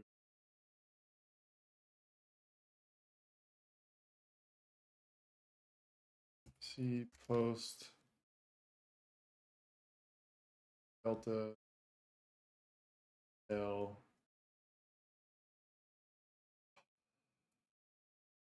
getting messy. L context track. So this is like I need to have the div that spans the height. So it's technically the track for the sticky element to stick within. So this is like determining the height 100%. Look at that. I don't know. Sometimes you have to force it, but right now it's using the grid element. And so the grid element actually side by side. So.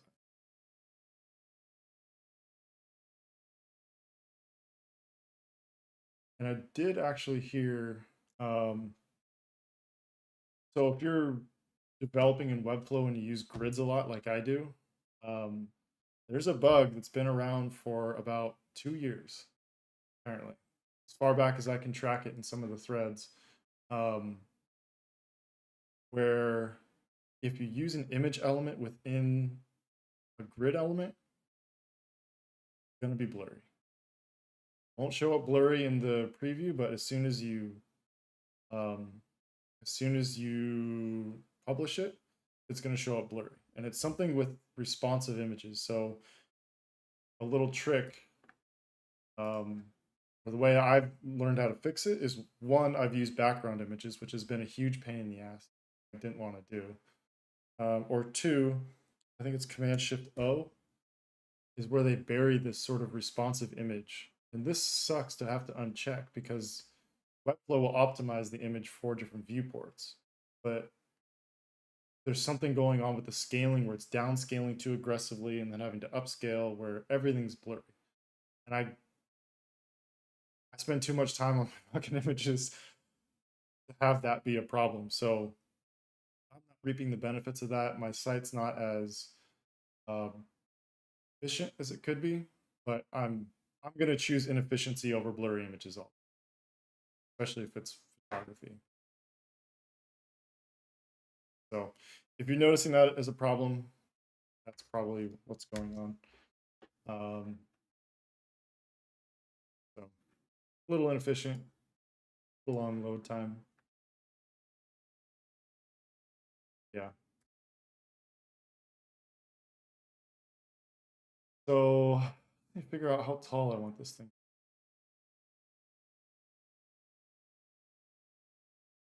So like at what point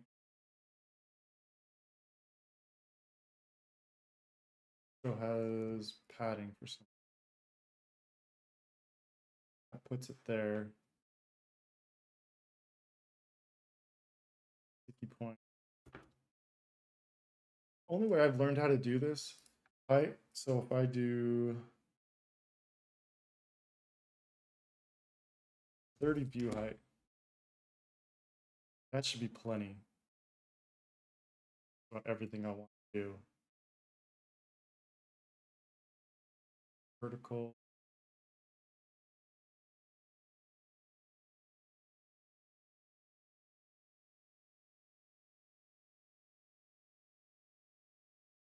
So if it's 30 view height, 40, it's easier.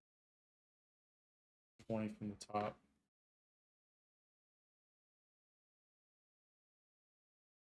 It'd be 30. This should be vertically centered where it's going to stick.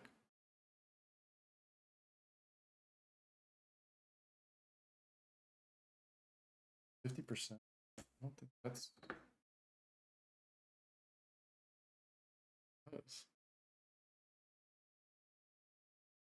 This is where like you learn all these little things of like my way of hacking like a fixed vertical position was to like set the height, to fix the height to a certain percent of the. So I would set this to 40 view height, then I'd have 60 view height remaining. So then I would divide that by 2. I'm going to need 30 view height above. So that would equal the 100. So 30, 20, 30, 40, 30. Yeah. But no, I don't know why I've never tried percentages. There you go. Easier than I thought.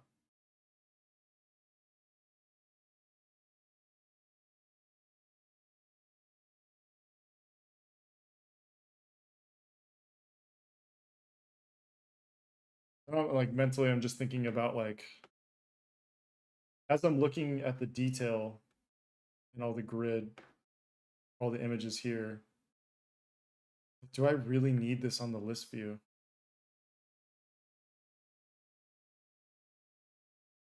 I can consolidate into a carousel, but then do I really want to load 10 images? So I'm having a load time issue. Not on everyone. It's fast for me. A lot of this stuff is lazy loading, which is good. Um, so it shouldn't be loading a ton of assets, but I need to be wary of it.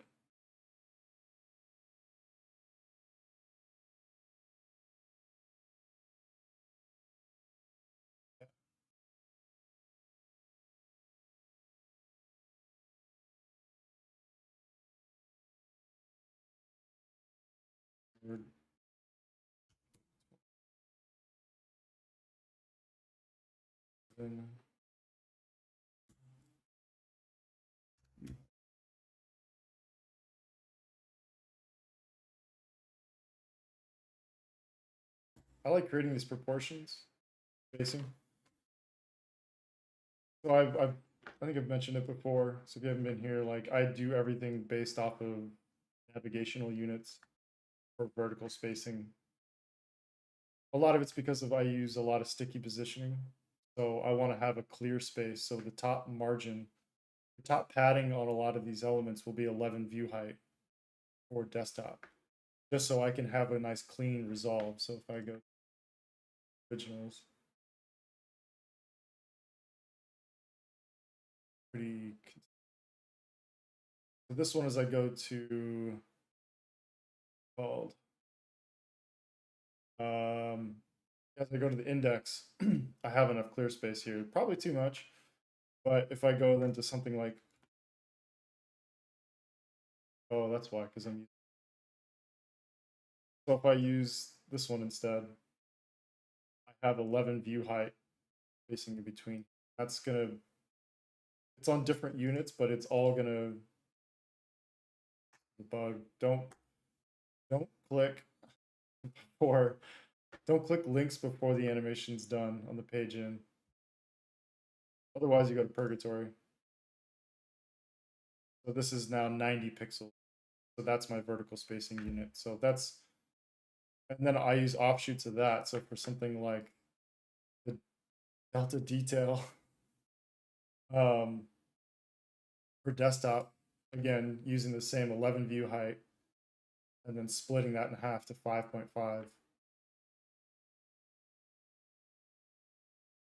Got a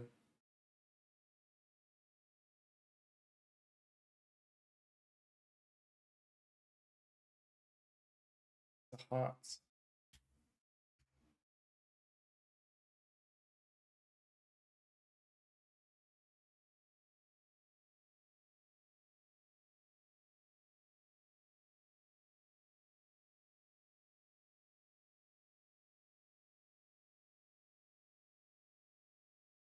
The other thing to consider is like these being different sizes.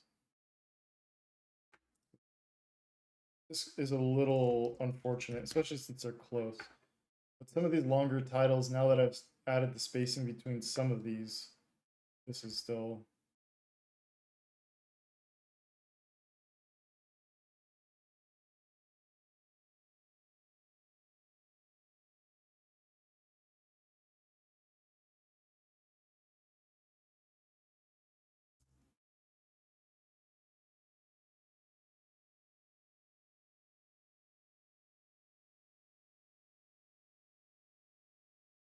That sucks.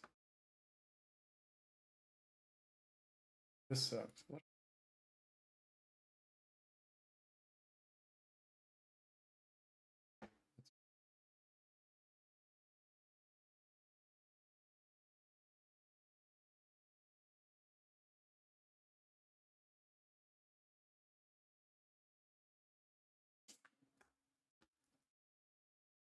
Do add my usual arrows in here. Oh, this is gonna.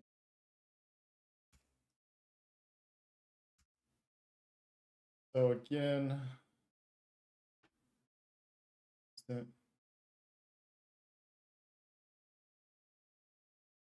it.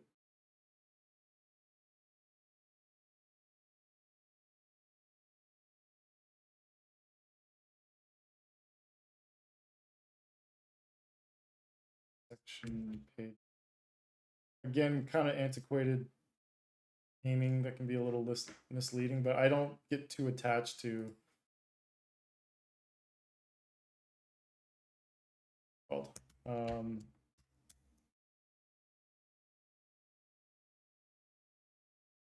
words. Um, like even if a class name is a little outdated, but I kind of know what it's evolved into, I'll just leave it. I'll eventually get to updating it. So again, finding myself on the arrows page. So I've created this combo class that I know is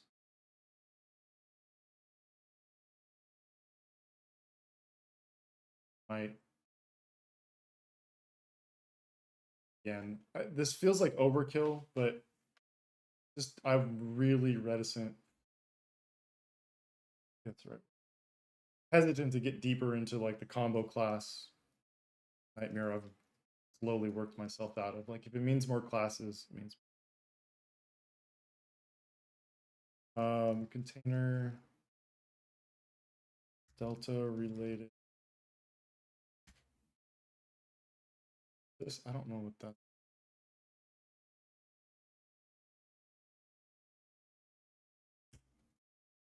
view width.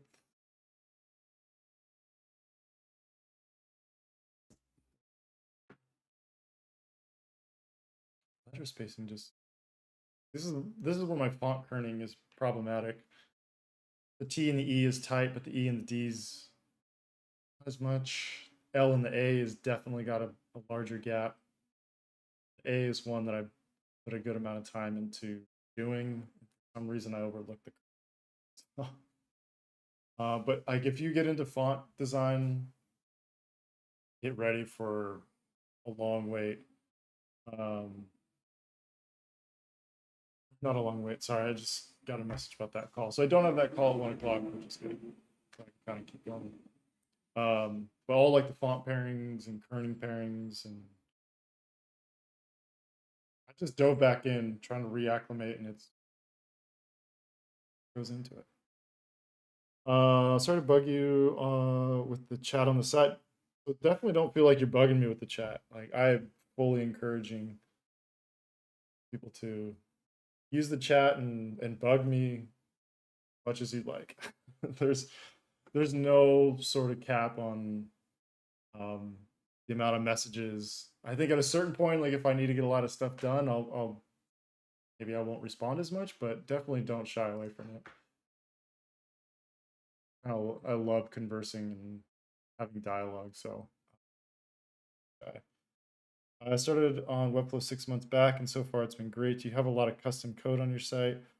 I'm thinking of learning a bit of coding as well. Not a ton of custom coding. So there are things that I'm doing when it comes to and I, and the way I've done it, I don't think you need. I kind of went overkill. Um, so where I have custom code is it's trying to leverage CMS in ways that maybe can't through traditional methods. I can't remember why I did this through custom code, but there are some moments like this. Oh, excuse me. And then I do have this sort of local CSS embeds. I'm fairly familiar with CSS, and I think there's benefits to these different things. So adding anti-aliasing into the editor is something I've done. I do some pointer event hiding. So and then reactivating. So for the navigation, because it's a fixed position, I still want people to be able to click on things through here. Probably most people won't be, but little things like that where I think you can add features, or it's like removing scroll bars in certain instances or doing blend modes. I think learning, like knowing CSS is valuable in order to kind of just up things a little bit in terms of the quality and like what you can control, like customizing the light box a little bit all through CSS. I think that's been valuable. But like really advanced stuff, I mean, I don't know advanced coding, so that's I I found some custom code to bring in. So there are some things in here with there's like some JavaScript stuff, um, non-essential. There's some stuff with like page transitions, so there's like a delay in the page transition in order for that to work. That you can find copy and paste um, and step-by-step tutorials. So Webflow page transitions. So even like Webflow has their own. So they get into like step by step going through it, any sort of custom code. So like if you need to like specify attributes within the editor, you have that here, and then they'll give you the code. I know it seems like a lot, but it goes pretty quick. They're just very deliberate with explaining everything.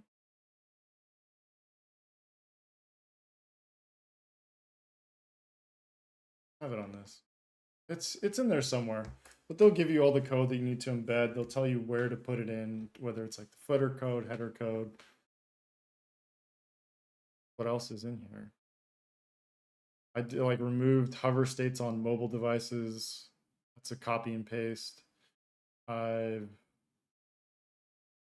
apparently the cringe-worthy right click on my site. The dumb thing. I've made it so you can't drag images and initiate a drag of assets on my site. You can't right click. So the right click gets you this. This is all just like things that are add-ons. Do you need it? No. Um, so I would say it's probably valuable to um, it's valuable to like understand and know ways of going about it. And CSS, once you kind of understand the syntax, it's pretty easy. All things considered, like for me, JavaScript is much harder. Like I've never really been able to grasp the syntax of it. I don't know why. Probably because I haven't put in the time. But yeah, if you just know like visual things that you want to do or you've seen out there, I would just start Googling things and just be like how to do blend modes. And then you can just add in these custom code elements and you kind of just slowly inch your way into it as a necessity thing. And I don't know.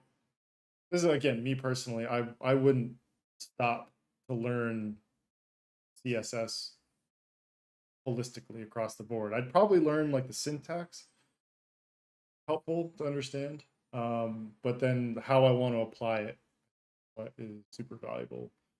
Just learning like the way I've learned coding is like I want to do this. How do then Google like how do I do that? Like okay, I just learned about pointer events. Cool. I want to do blend modes. How to do CSS blend modes. Cool. Just learned how to do that, and like over time, I've amassed like some amount of knowledge around CSS, kind of like as I've needed it. So. Also, would be great to move your chat window a little bit to the side next time just to see what you do with the styles. Oh shit. Oh yeah, so that's something I'm also looking at with like the updated stream designs. Um, whether I always just go full screen and have everything kind of consolidated within like all the contents like over there, it never goes behind the chat. I don't even know if the chats are like I don't know if it's worth showing on the screen. I think it's kind of nice to have there because if it's cross-platform, it's valuable, but it does get in the way of some things. So yeah, good call. I'll try and be better about not hiding that stuff.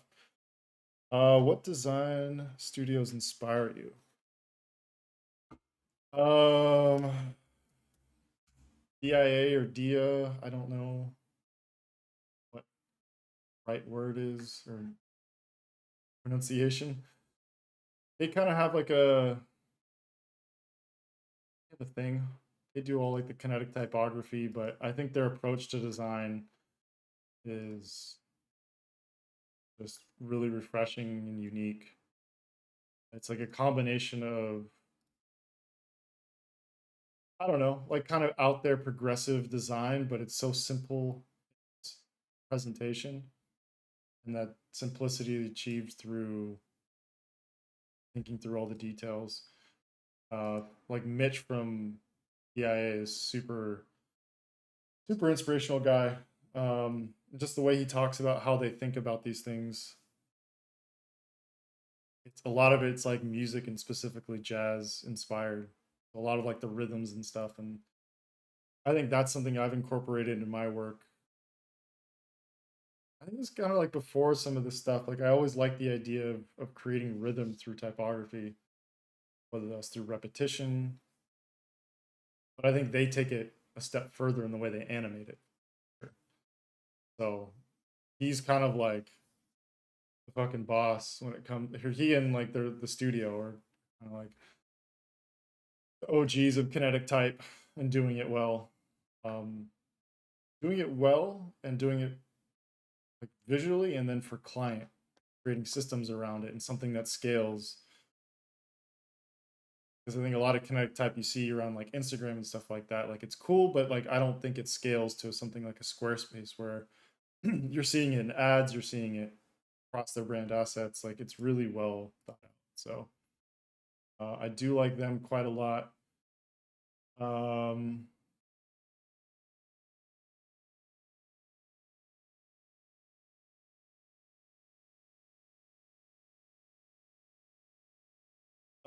let's see.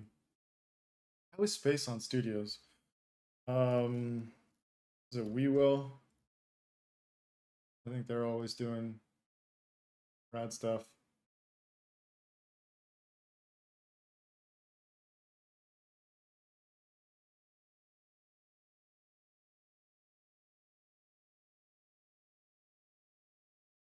Yeah, this. But their work is always just really polished. I don't,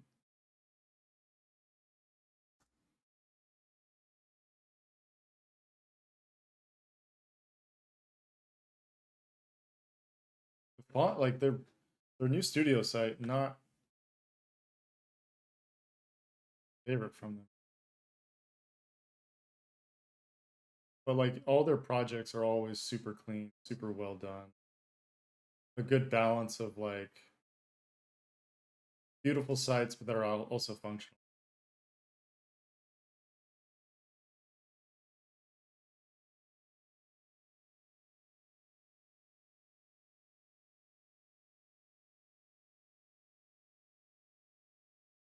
Yeah, but they're definitely one of the good ones.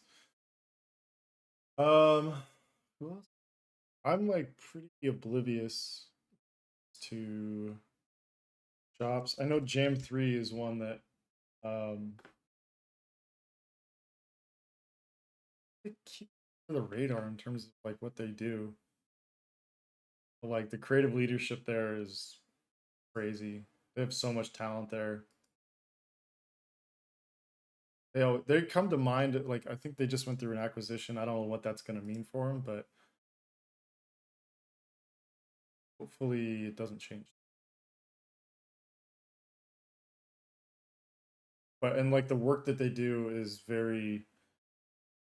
it's very interesting because a lot of they kind of remind me of like an AKQA who I feel like keep reinventing themselves, like have this staying power by just doing like branching out into more and more things.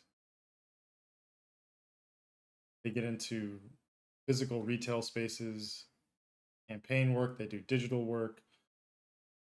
I think for me, that's something that inspires me more as I'm becoming more of like a jack of all trades type of approach. Where I like I can appreciate the work across different categories. I don't know. I think well, Watson, another one. I don't know. I haven't seen.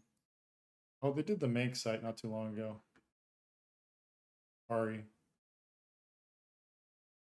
they always do rad stuff.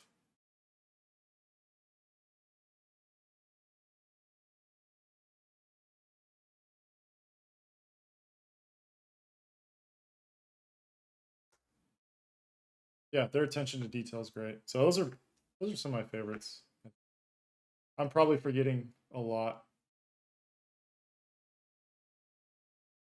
Other one, I can't.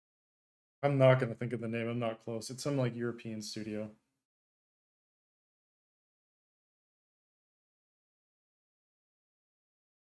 Shit, I'm not gonna remember it. I think some of the people like Mouthwash is one with Mr. Ben Mingo. His design ability is just silly.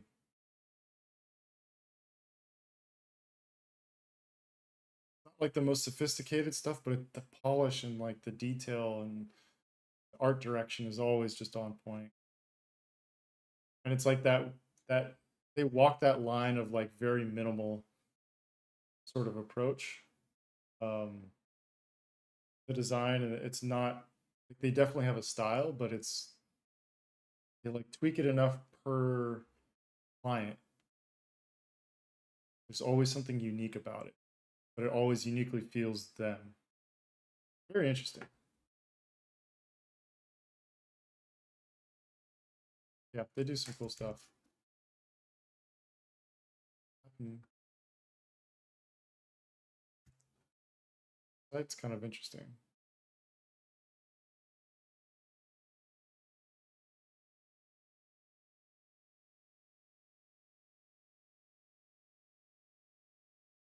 I've been so far out of the e-commerce world these days.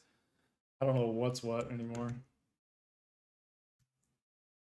But yeah, those are some videos I'm do.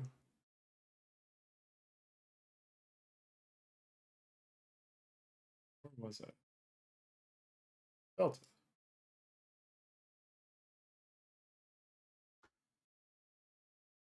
So, I mean, made this pretty quickly. Considered. Here's to stress test it.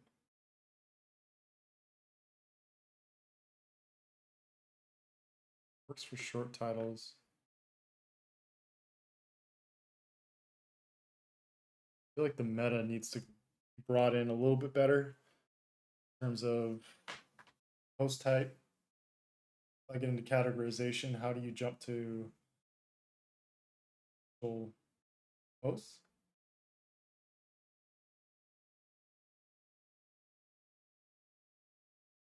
I did this wrong. Whoops. So this notification type as image is not.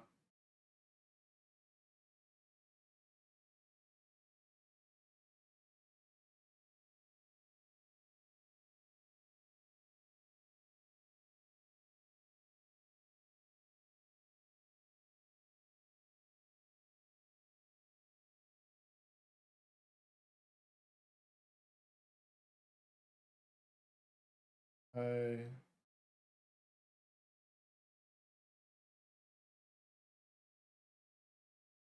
feel like this is something that I got into before. Like if you want to do categories, you have to create like a categories landing page.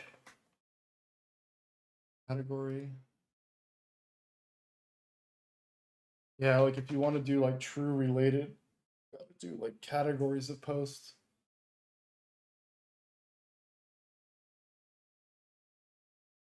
So then you can say like it'll have like delta category as the list, and it'll say is or is not current. Like delta category is current. I'll do delta cat.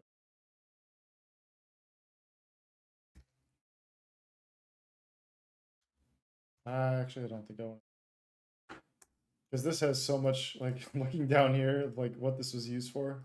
Oh no, this is currently used for the photo page. So this is how the photo page is currently being populated. All these multi images. Delta category. Plural categories singular delta. Name. Probably want to add more. Category.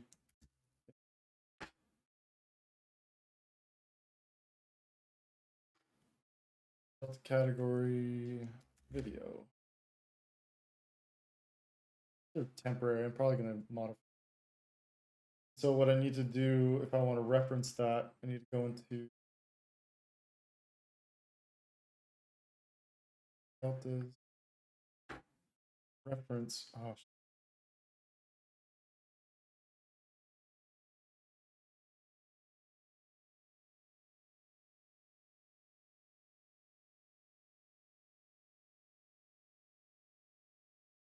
category.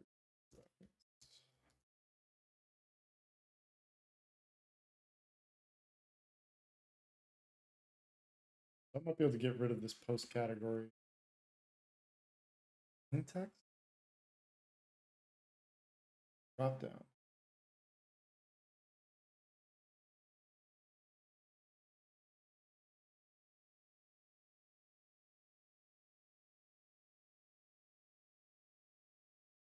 Notification type. Oh, notification.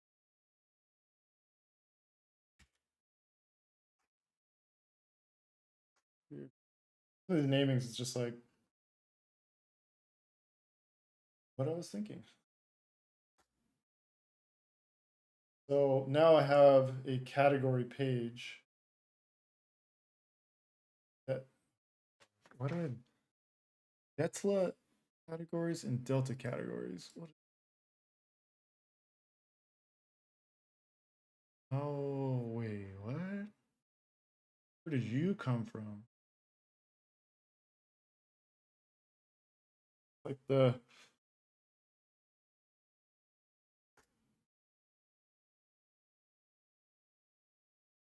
this is old, so this is using like the ligatures my font to have like stretch type. Old. These are the photo categories.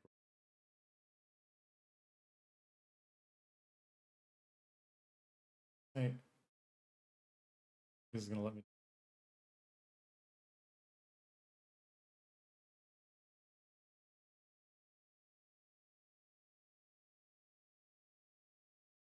Detla.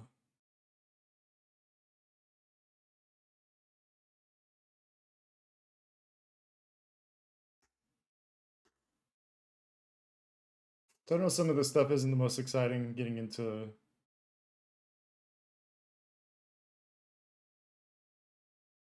the CMS collection type stuff, but it's really valuable. Like once you get into like understanding how it all works and how you can populate and generate pages automatically as long as you're putting the content in the right places and you're tagging things appropriately, like wild. So where was I? So this is a Delta add a personal. Why that's personal, but it's so our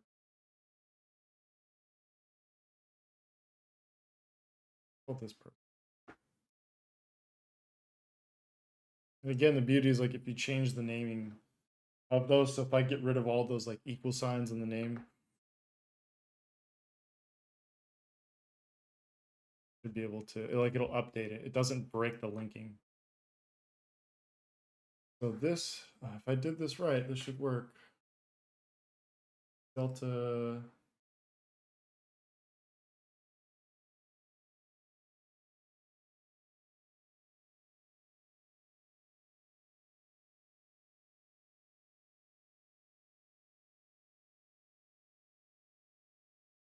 yeah, so category equals current reference. Category reference current. That should be the only one.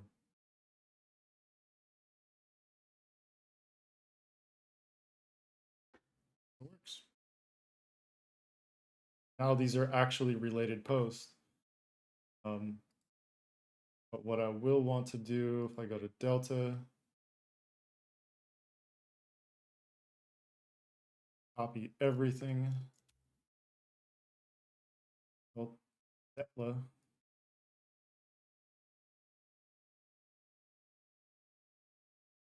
Back to like, sorry, vectors behind the chat.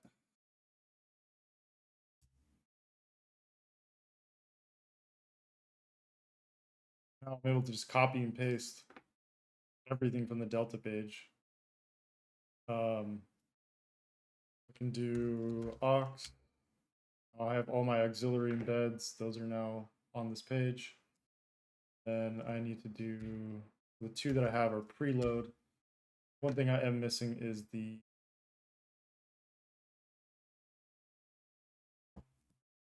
but like this is how well I have one other thing to do, but this is pretty much how easy it is to build out like a pretty robust blog.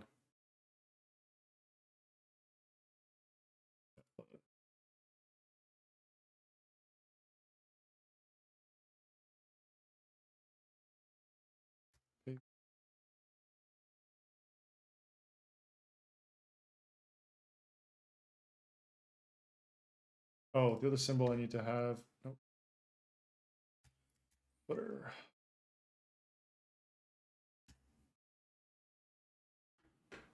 So symbols are really powerful. I think symbols for the footer is a must. Symbols for the navigation, depending on how you.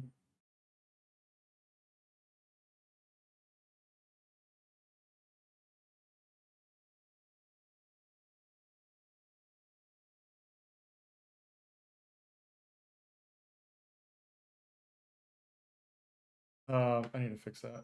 That's a problem that's been. Yeah, depending how you use the navigation, because sometimes like if you need the current state in order to pull the style, but let's say you're on like a page like this, which is Delta category, like that URL isn't gonna match this. Kind of shit out of luck, as far as I can tell. Unless maybe you do something with conditional visibility. I don't know. Maybe that's the way to do. No, you can't do that. Man. Unless you put, I think there's a way to do it. It seems kind of weird and convoluted where you put a collection in the navigation, have the navigation all pulled from that collection, and then to use additional visibility. I have several instances where the URL equals all these subpages, but I think there would be custom code involved. It's all these like detail pages. You'd have to like append that to the URL for that. Just in the for this to be the right active state, or you can just not use a symbol. Part I definitely use a symbol. So now we're on the thoughts. So we just need to post type is not none, and the category reference equals current Delta category. Now thoughts. But if I go to personal,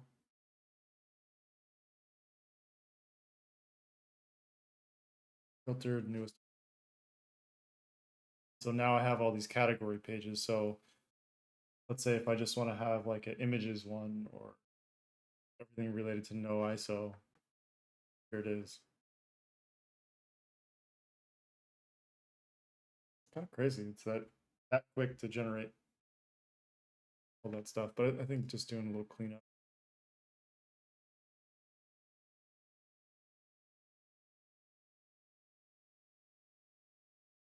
Delta categories. So there's no connections, but why?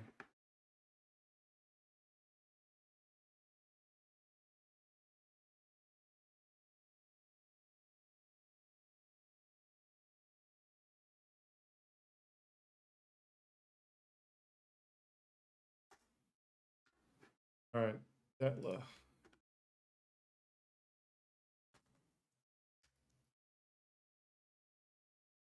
Categories. Delta. I think I need to think about what these categories are going to be.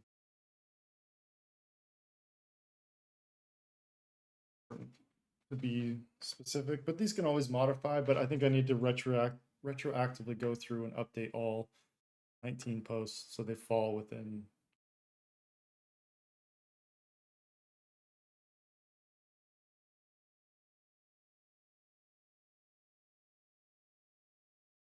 Good.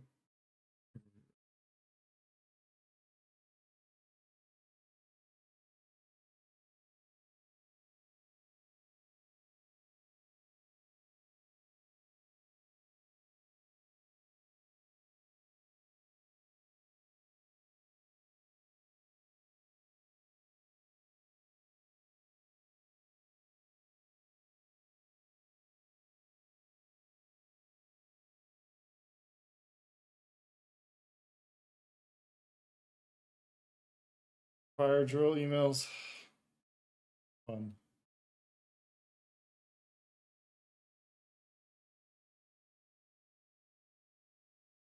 I do need to get some water though. I ran out of coffee and a bit of water.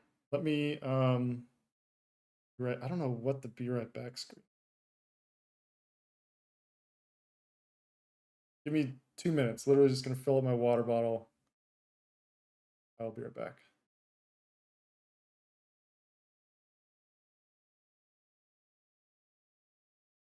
Oh, that looks good. Ship it.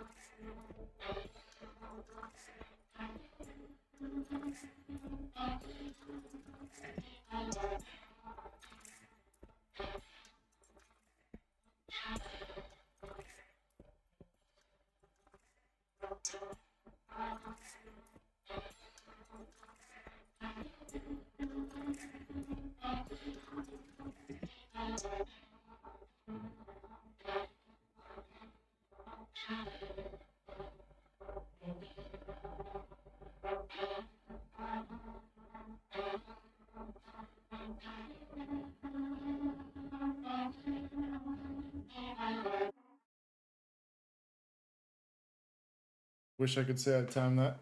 I don't know if the music was playing either, but back like right on cue. Yeah, you can see that be right back screen. I don't know what's going on there. Pasted something apparently. On. Oh, did I mention Discord? I'm just so happy that works. That was as simple as that is. That took way too long for me to do. The little things.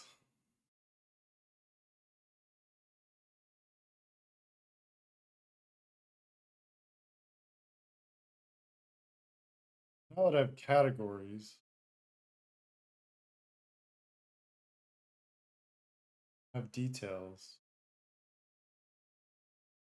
that change.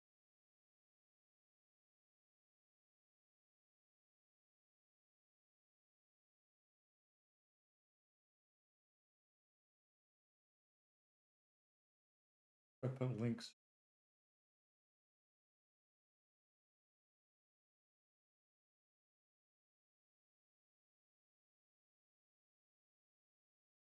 Grid is driving me crazy. this is going.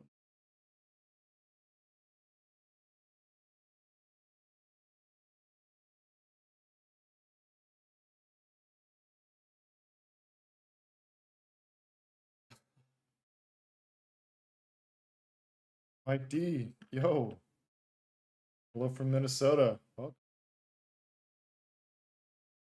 I like it. Oh, thanks.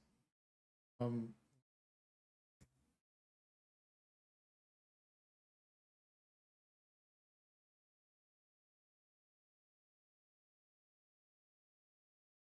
I wonder if people are gonna click into the detail. The whole idea is this is like supposed to be a low level of effort for the blog. It's I don't want to change that. I've also hidden the grid view, which is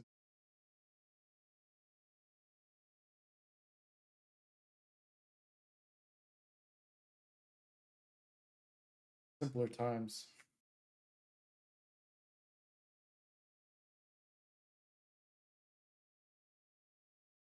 Category.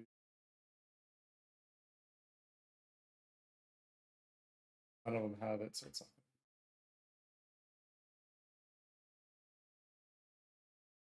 type. All this meta, such a. But yeah, like so, if I'm gonna,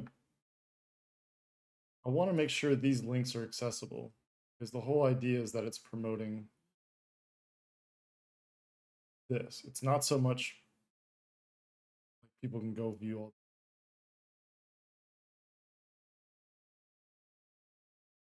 But I think making it quick, browsable is important. Definitely torn. Maybe this whole thing is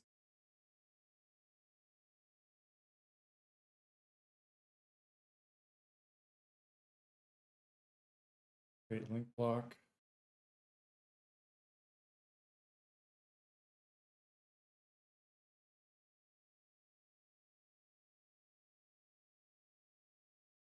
If you click the date, it takes you there, but that's not super obvious. I think that's something that, what is it? Instagram has. If you have like the post it on time, click on that, it'll take you to the detail page.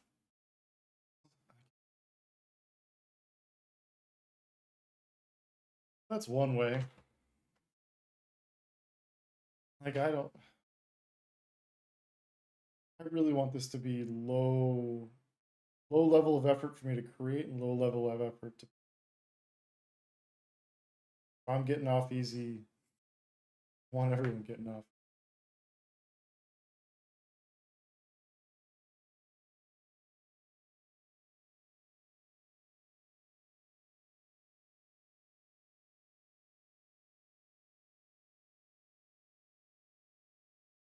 Just looking at some of this. All this overlap on sticking. I have to think about delta categories now.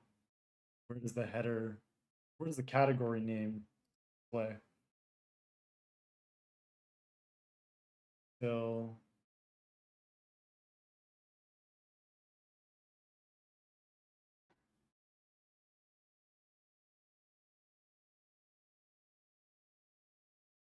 it's weird. Like the hierarchy here makes sense where it's pushing this first. I think next block.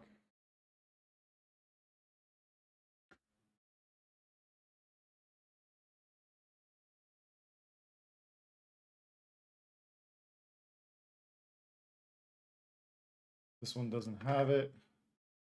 This one has.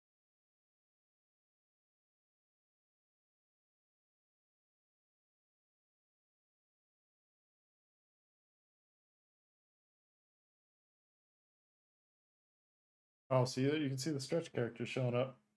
So that's what that equal sign does in the delta category name.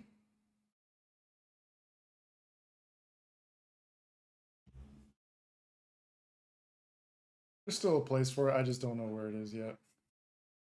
For those stretch characters, I want to have alts. It's just the way it's activated through different applications. Sketch is one that I design in a lot, and it's weird. Like the ligatures are not always easily toggled on, but once you toggle it, like they're on by default, and you turn it off, you can shortcut into turning it back on and then off. But if you don't initially go into the menu and turn it off, you can't do it. That's strange. Um, what's also interesting is like once you change letter spacing, that ligature goes away. So even the smallest like letter spacing,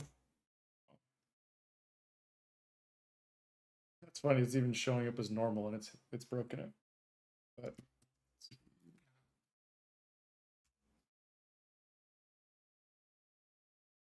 it's so interesting seeing like everything anti-aliased properly.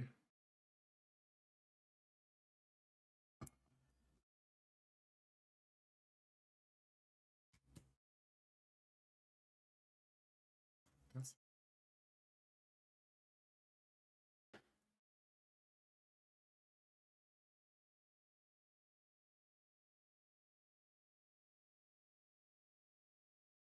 weird middle ground font weights.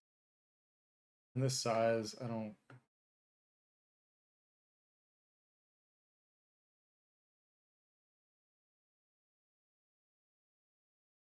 Almost like a raised 6M. One thing I've been learning with my font is that the line heights are, I don't know why, they're a little strange. So, do a great job because this is baked into. Um, but you can see like the line height. This is good for wrapping. Like 0.9 is good for wrapping, but if it's single line stuff, it's 0.6M gets me to there, and then I have to add a padding of 0.125M. That gets me like a clear bounding of my font. I don't know how I fix that. I think Ari does it with his sites. I don't know the exact process of doing it, but it is something I have noticed. So if you're getting weird alignments, like uneven spacing, so like let's say I wanted this to be center aligned, but the bounding box for it is not actually set to the font itself. Like the baseline or the bottom edge is here. It's like all shifted down a little bit. So you can add padding inside to get it to match the top, and then you can reduce the line height. But you just have to be careful with multiple lines.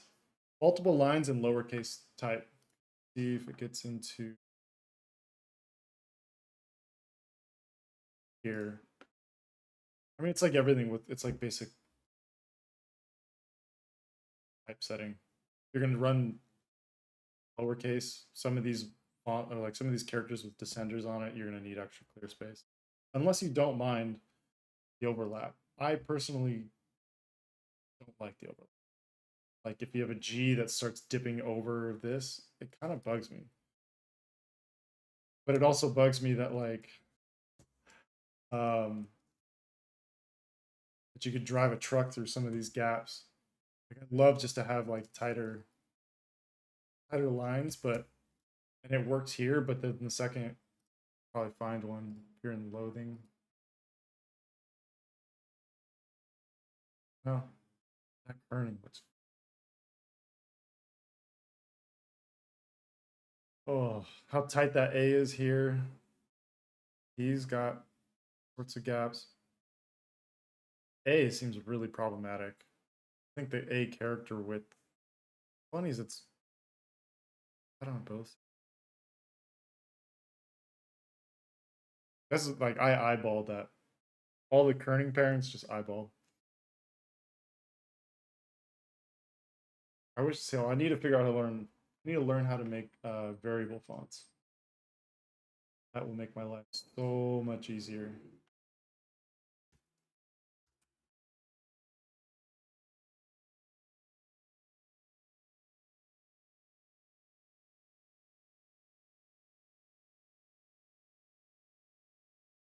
So I can make variable fonts. Like, the thing with how my font is made, like every time I update a character, I've got to do it across all these sizes. And then I don't think I have enough sizes, so I want to make more, but I don't want to. Every time you create a character, you've got to multiply it by like 5 or whatever it is.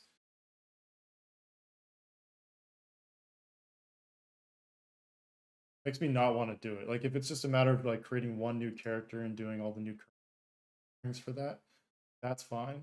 But yeah, the second you got to do a whole bunch, it's just like. And I did it for my font, and it was a great experience. But from here on out, I'm sort of.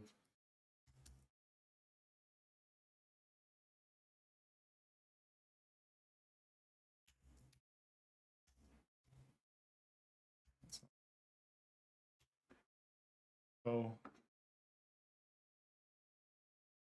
would be the way to do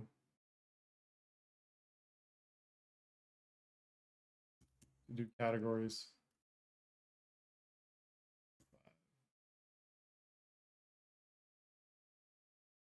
Really interrupt things too much.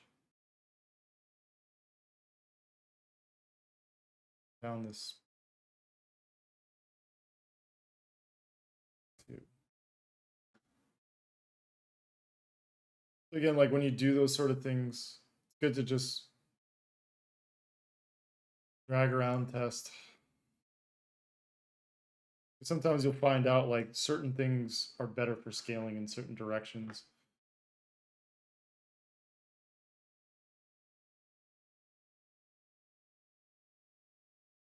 The details, this is the other thing I need to do is create block. So we'll get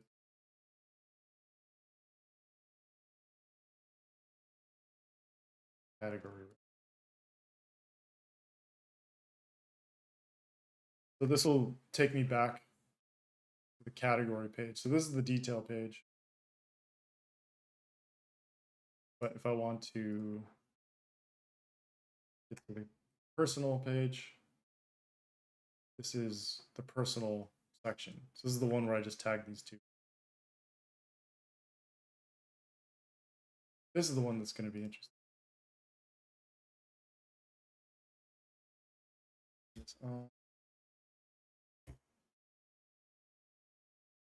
Text would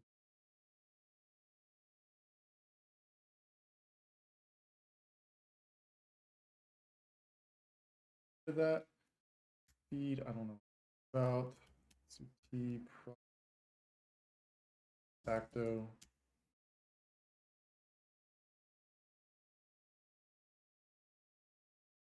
Oh, it's all caps in the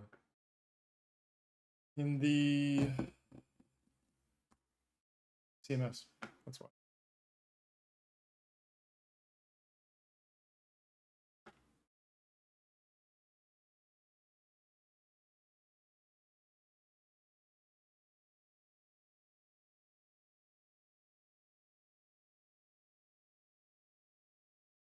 Fix this.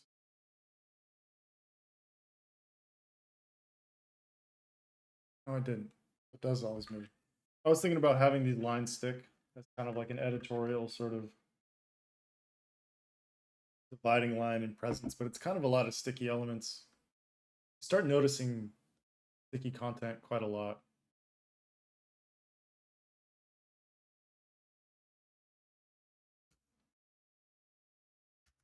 So maybe we adjust the size.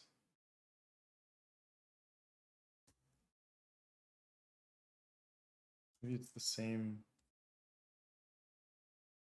hierarchy.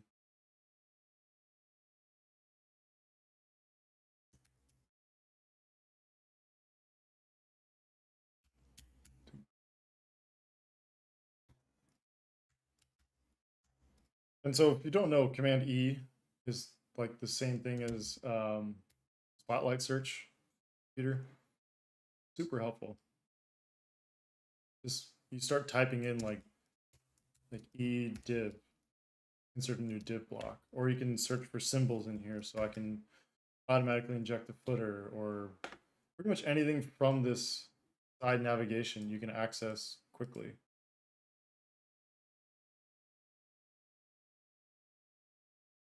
know if there's anything, added things I haven't seen.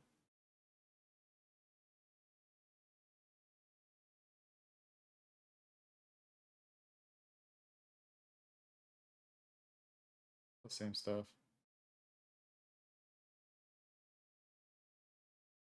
What did I just do?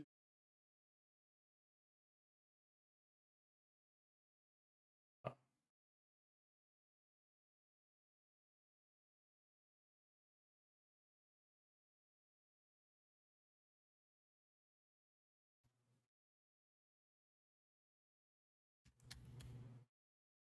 T product title. Arrow.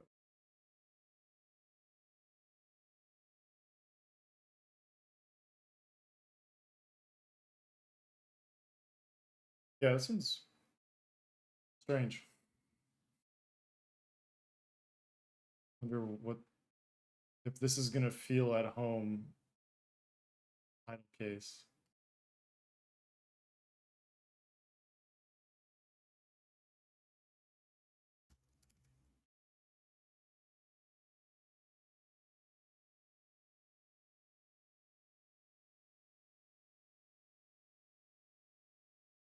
I wonder if I update this relevant per category. Um,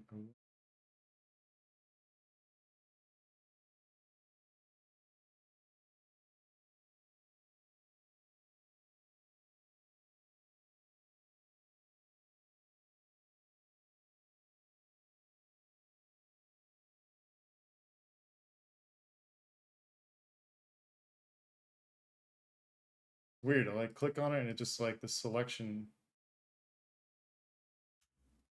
It's still select. Oh shit, that's the old. Yeah, don't look at that. We don't look at that.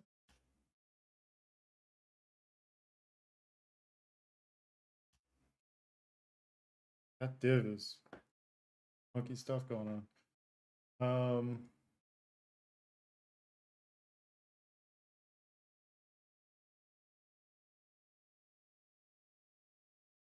I do auto top horizontal.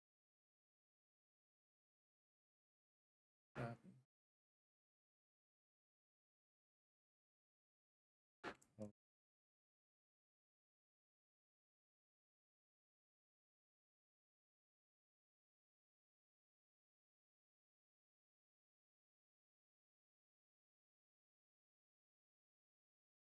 see?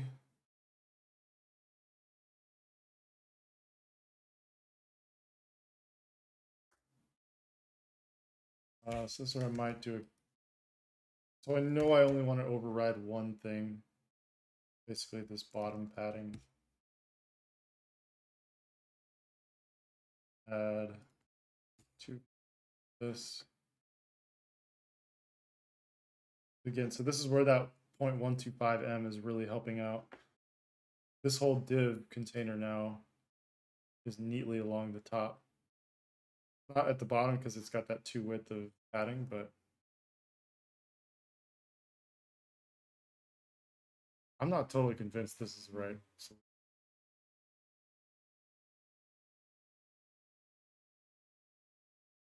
feel like there should be more of a system around it. So like the landing large makes sense. The detail, both small, but it's still, this is sort of secondary, but what's weird about this is like this is when this is taking precedent over this. If this goes like, we go the same as detail.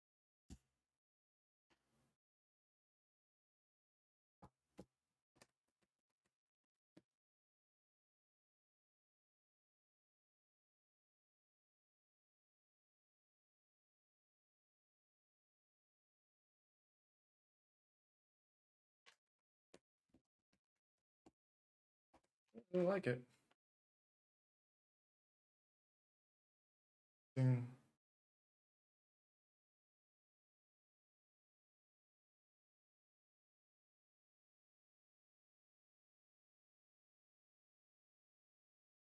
top meta also changed too?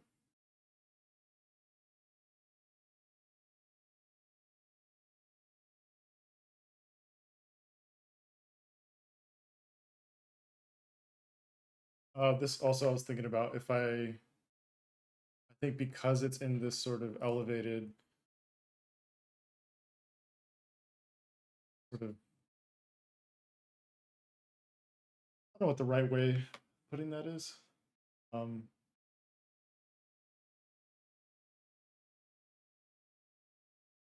yeah, my brain's not gonna go. Coffee's wearing thin a little bit. Um,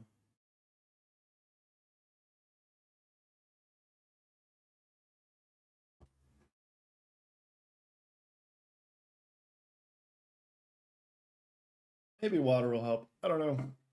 Maybe you can touch up on video and formats on Webflow web in a future session, like how you tackle the 7 MB maximum size, etc.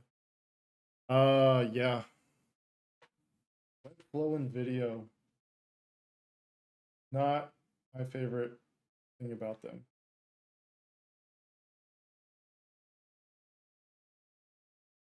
And so, yeah, I don't know if I have a great answer on um, how to how to circumvent that. To be entirely honest, I know a lot of people use Vimeo. I guess it depends on the purpose you have, like what you want to do with it. So for me, like today, I posted on the Delta like what I was working on for the motion for the stream and just kind of my brand motion assets. So this is a background video. Um, so there's a couple walkthroughs in terms of like how you actually do it, about pulling the video ID. Um, it's weird. It's from Pixel Geek.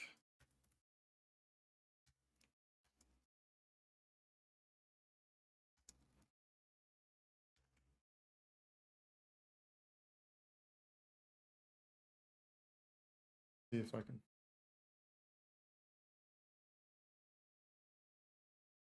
playing dynamic background. Yeah. Hey everyone. I can't. Shit. It's only gonna be in Twitch chat. So, CMS background videos, and I don't know if this is.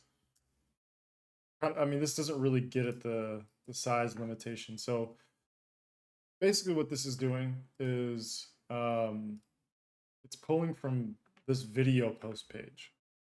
So every time I want to add a new video, I've got to go through here and upload it. And then you have to copy this link, put it in text editor, and then you have to pull a certain portion of that link and paste it into the CMS, and that's how it pulls that. Probably not what you're after. That's just something that I found is like CMS. It's kind of CMS powered video. But like the caps with the file sizes, yeah, I've just heard people going to Vimeo for hosting longer stuff, um, which again is not ideal. There's no good way around that I can tell. I hope they change their way of handling videos because it's very frustrating. Kind of archaic. Why they have these arbitrary caps on all these sizes, I kind of get it, but I feel like they should have options for people to natively keep everything within Webflow instead of like having to host things on a different website, S3 bucket, or I don't know, any other additional server space. Like you're already paying for a plan, it should be there. Or get videos, like if it's a 200 MB video, like I get that. That makes sense. That's expensive to host. So I don't know if I have the greatest answer for that. I do some pretty low quality videos at the end of the day. I don't have much way of videos at the moment. Um, I have a couple on my homepage, and so for me, it was a lot of testing back and forth of how long can the video be, what sort of compression can I do, file size. I just cut it as close as I could to it. And for me, like I don't have any more extensive purposes um, than to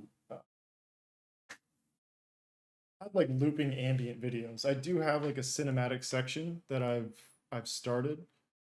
Um, Not live. Whoa.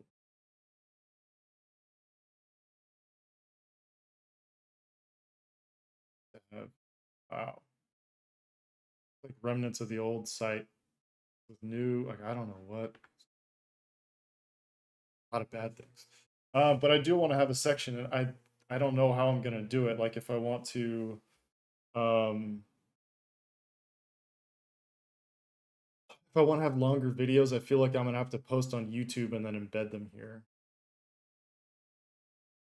My understanding is like if you embed from outside, you can do it. I think with Vimeo videos, you can play in the background.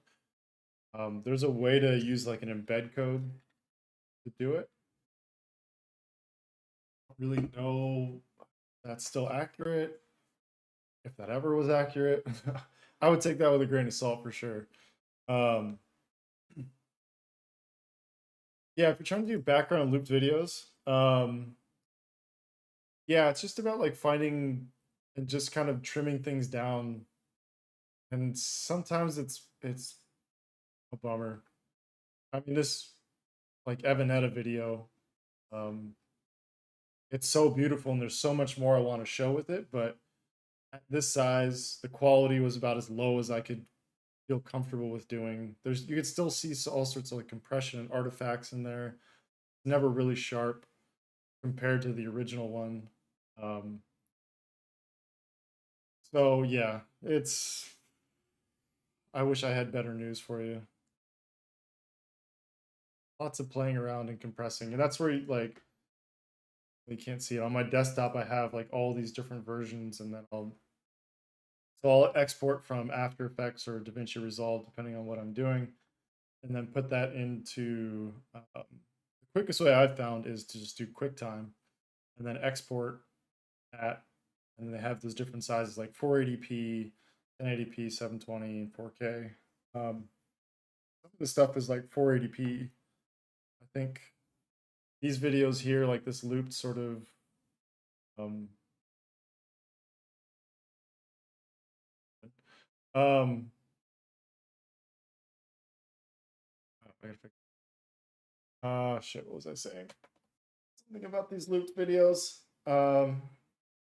Brain's just skipping. Yeah, 480p for all this stuff.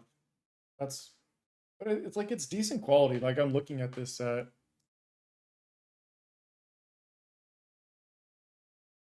it's almost 2,000 pixels wide, and I like the quality's not.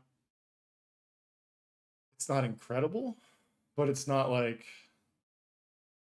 I don't know. I don't look at it and think like, oh, that's like shitty video. Okay,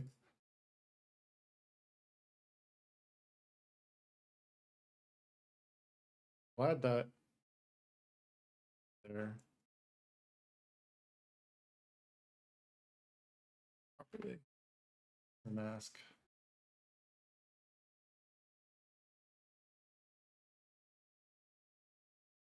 this faded.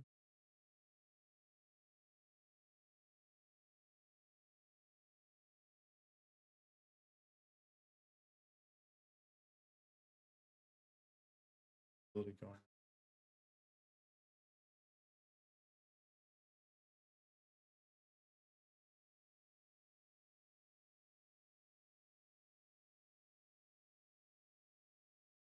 New tab.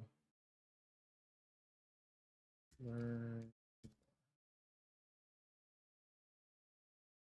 How many times can I misspell? Error.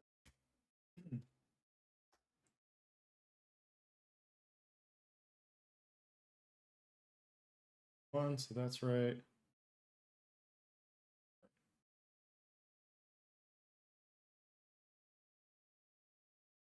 all sorts of things in the most random ways.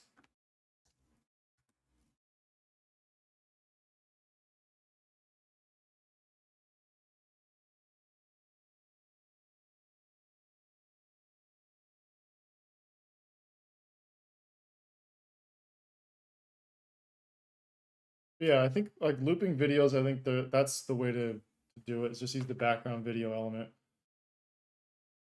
and just embed. I don't know if there might be a way of it wouldn't be ideal if you could put like a looping video with like a interaction on it. So if you click on it, it hides it, shows you the full video, but then you're gonna have to click into it again.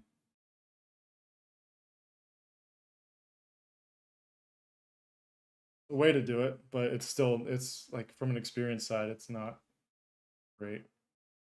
So I'll look into that for sure. I think that'll be an interesting problem to look at. Oh, that's zero index.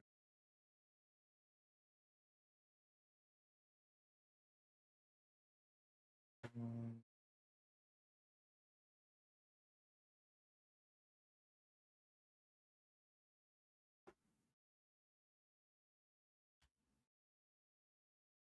Zero index R. Zero index title.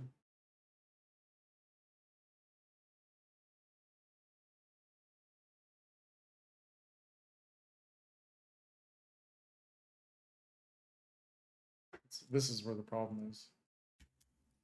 T hero.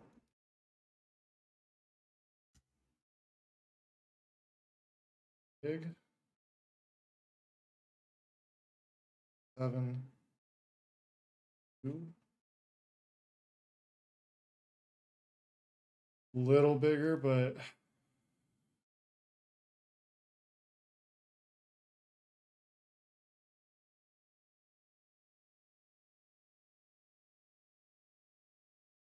like a little bit of consistency.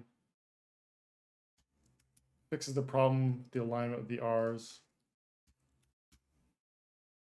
This is another thing I need to fix within the font. So my registered marks they're a mess. I had to recreate them and I kind of forgot that I fucked them up so bad. So all these characters have to be their own separate class. Definitely not the way you want to do it. Ideally, I can just add. I can add the called.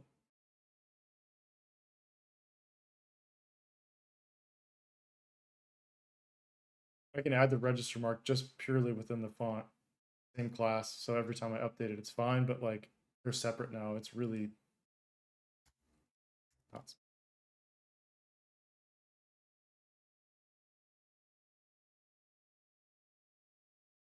Now this line heights. This is too close now.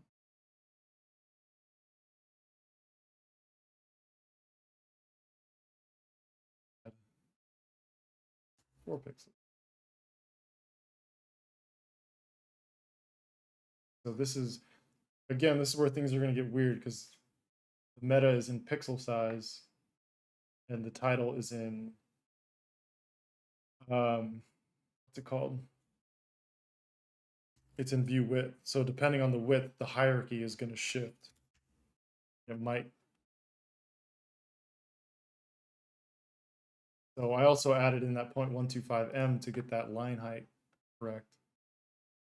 Don't know what that's going to.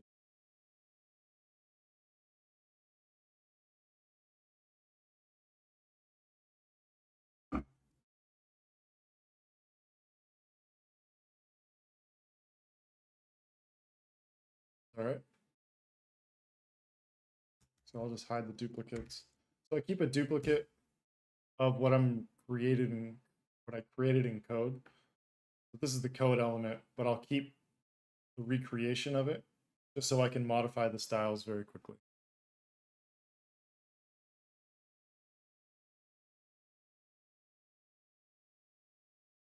I finally feel like the site's kind of coming together.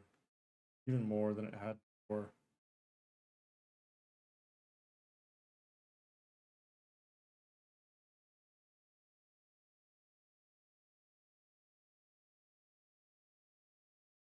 Title.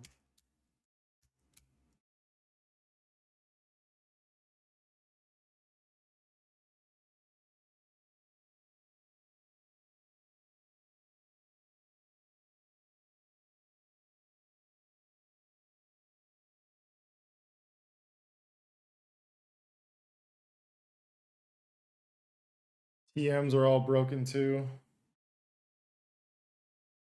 It's making your own font. Maybe you want to think twice.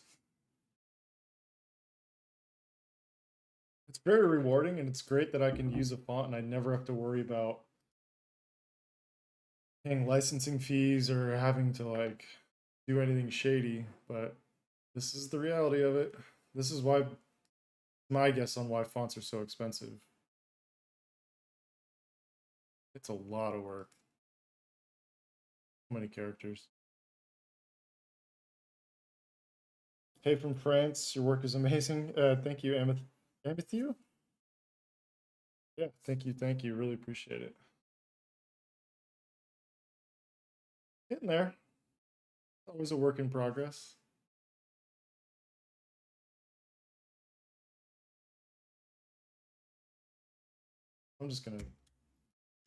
I'm all in, making it consistent.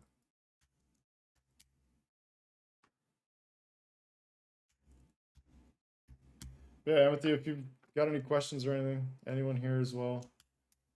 I know I'm kind of squashing some bugs that I'm finding here and there. The most exciting, but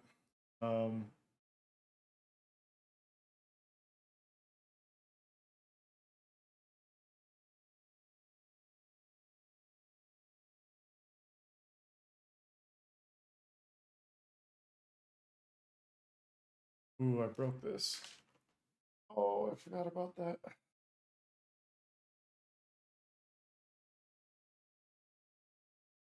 Zero.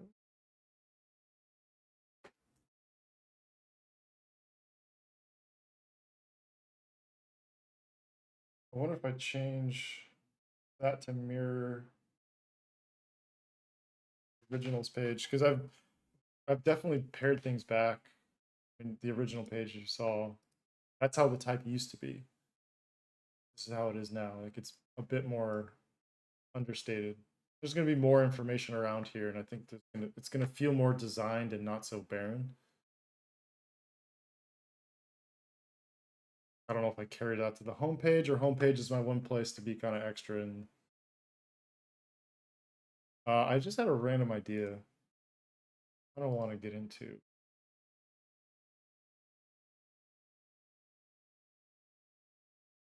privacy policy. Privacy policy.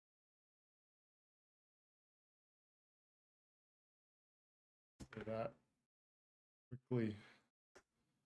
Um,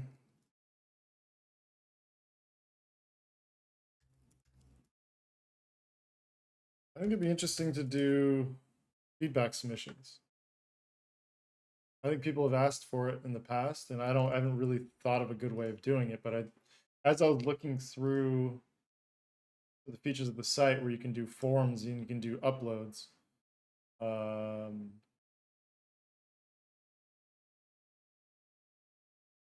about business. Wait, pay $0? What?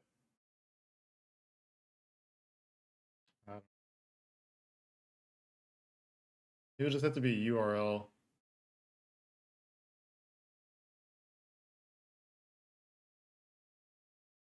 Hit you at every turn.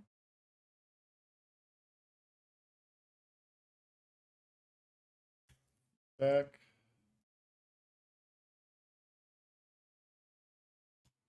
Boy, that's good.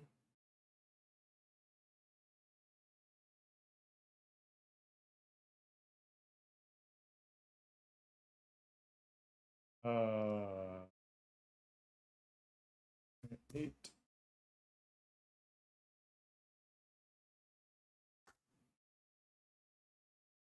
Wrapper content. I'm just gonna start from scratch with it. No, content padding. The other pages. So if we do a form.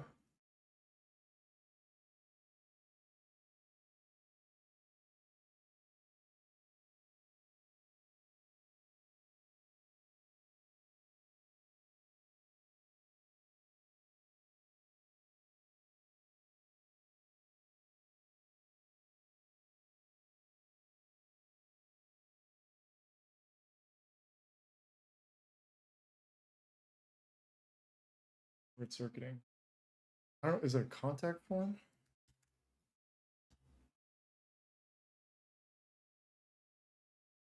Uses grid for its layout.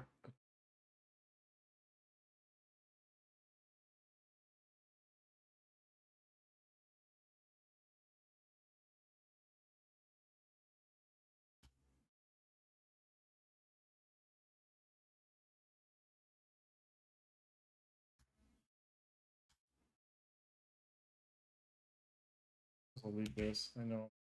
Do a paragraph class called paragraph. I don't know if that's advised or not, but that's this whole container.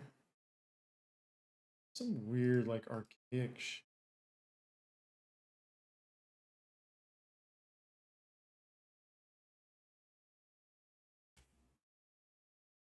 Out. Uh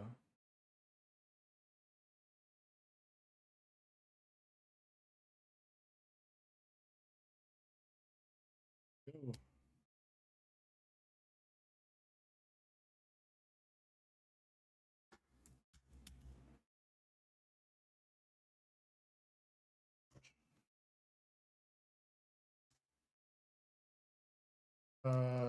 Let's do auto 66%. Max width 720 pixels. That'll keep it 66%, and then as it gets too wide, it'll just cap it. I do that for line widths. Oh. God.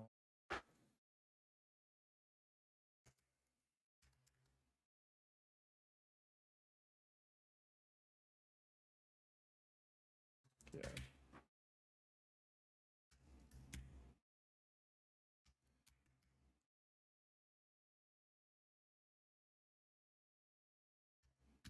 Okay. I add text area checked box. Captcha. Damn robots in. Is it?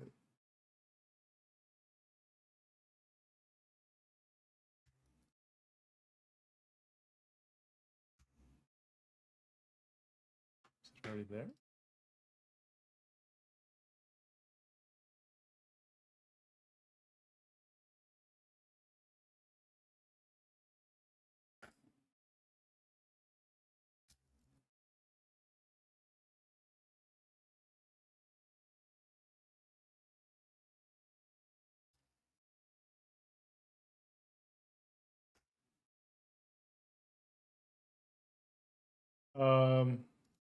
Yeah, is this useful? Is this something? Because I've gotten requests for it, and I think if I just put it on the site, um, have it always available.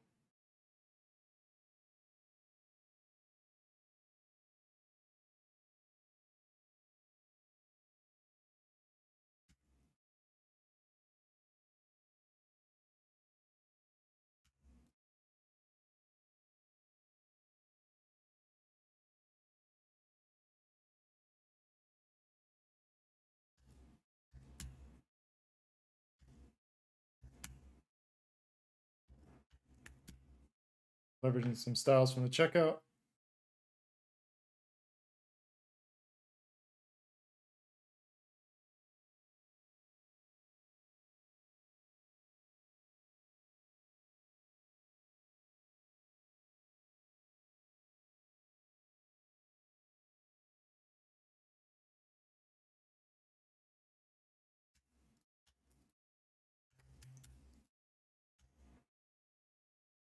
italicized.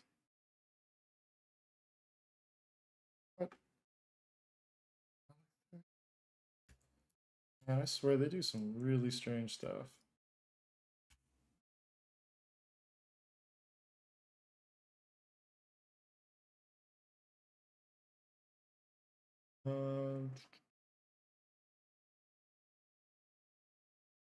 Um, oh, yeah, thanks for jumping on Twitch. Yeah, it's a little different interface, but I think there's a lot more tools for the community and for me to manage the stream, for people to talk and clips and all that sort of stuff.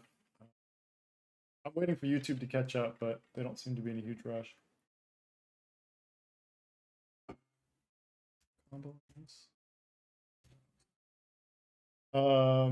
Extremely useful to see the process. Yeah, I mean, I'm happy to show the process on this. I'm wondering if like the actual feedback submission is important or if it's valuable. Need your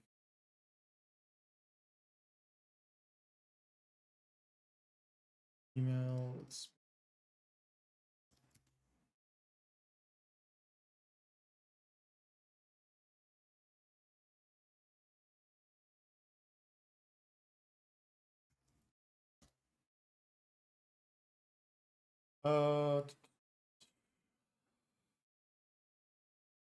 and where this is going. Tech form.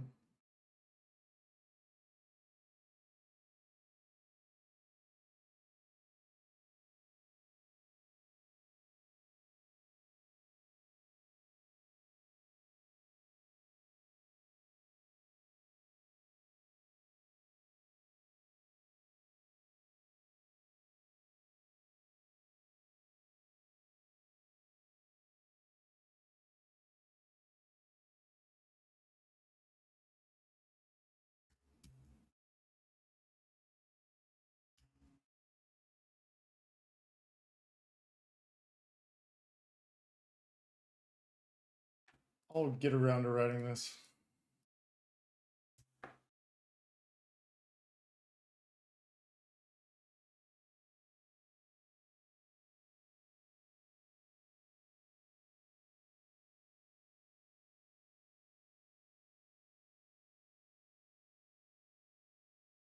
A little bit.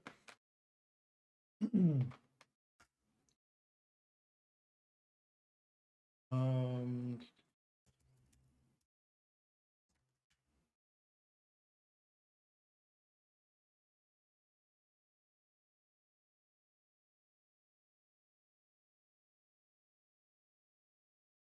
Gonna see like what the whole post.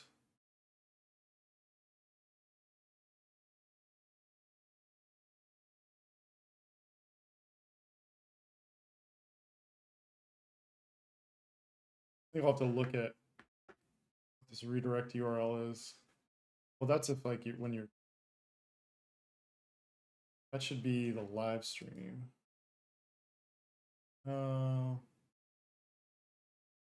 That'd be annoying.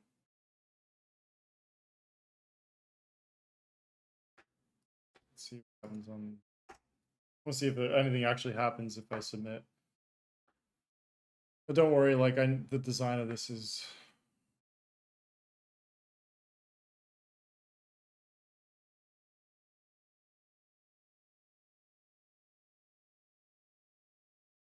Block.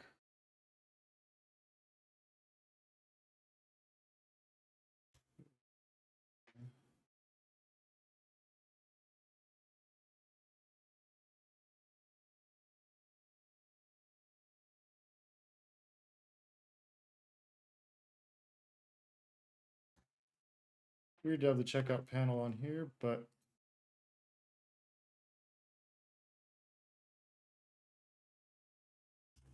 this works.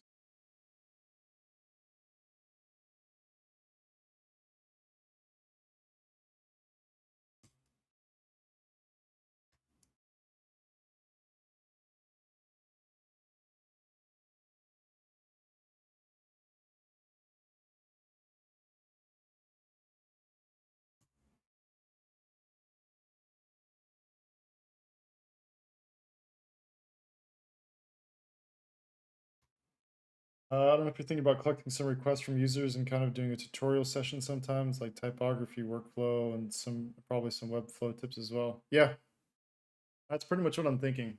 Um, and I think probably editing out all those little nuggets of wisdom from your long live sessions. Yeah. I mean, 3.5 hours. Yeah, there's like through the 3.5 hours, there's maybe like a minute and a half of useful information. Um, so it's like parsing that down. So this could be a lot of things. This could be this is where I was actually just looking at. So if I create tabs, I can have different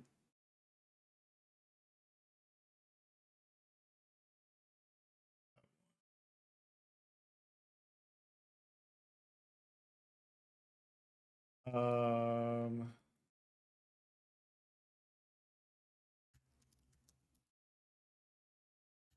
um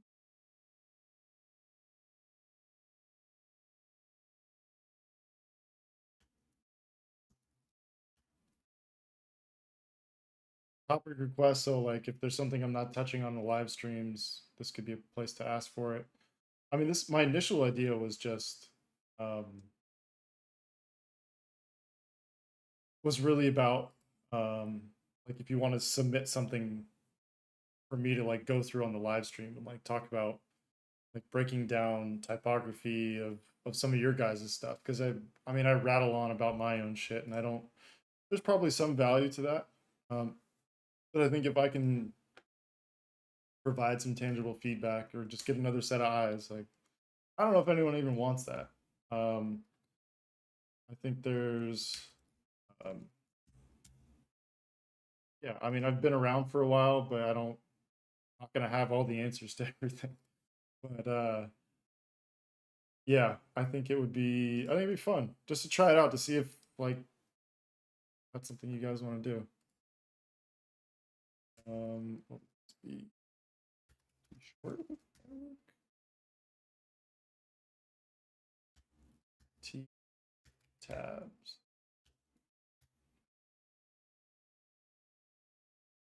on its own. Again, it should be able to leverage existing classes, but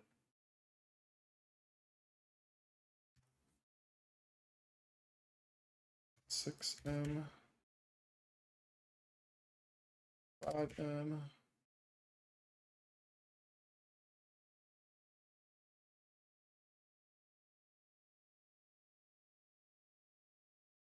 Two. In theory, this should do the exact same thing, just with padding build.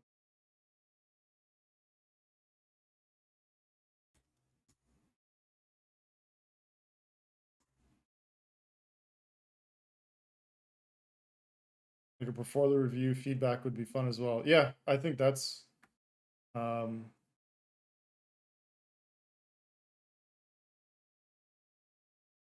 same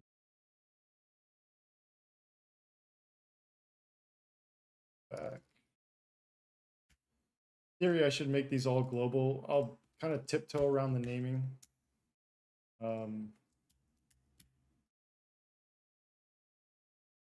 For now, it may become like I don't use a lot of tabs, so I don't know if there's any point in universalizing it. Like T tabs is pretty universal, but you can see like they make this really easy to do. Right? And you can do transitions between them.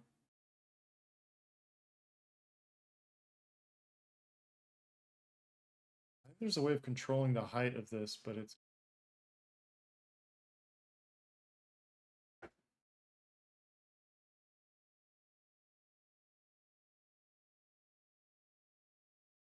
yeah, I think this could be fun. I think like this could always expand out to like anything you guys just want to send to me, um, whether it's like stuff you find.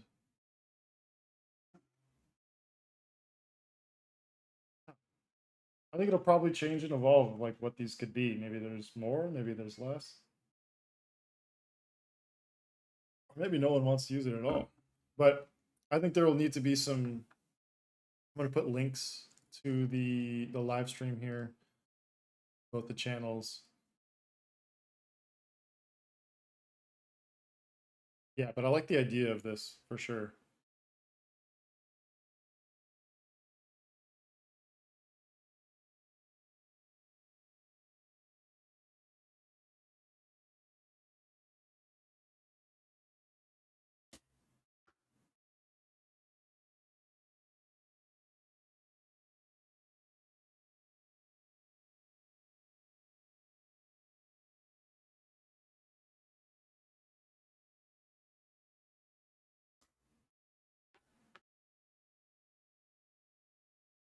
Ooh, their tab designs by default is kind of.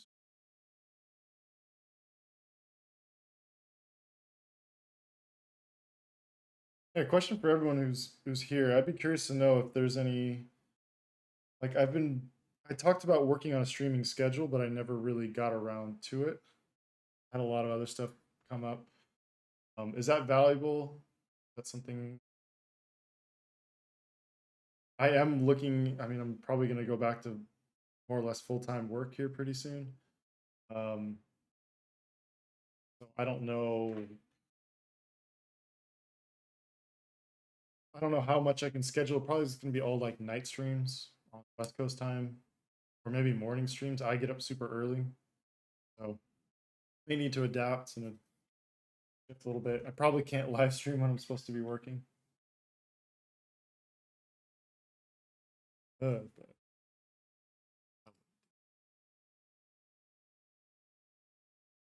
yeah, I'll get through all this responsive stuff.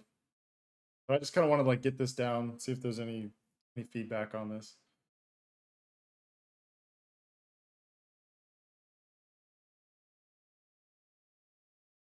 And also like if schedule will be amazing. Okay. Yeah, I need to do that.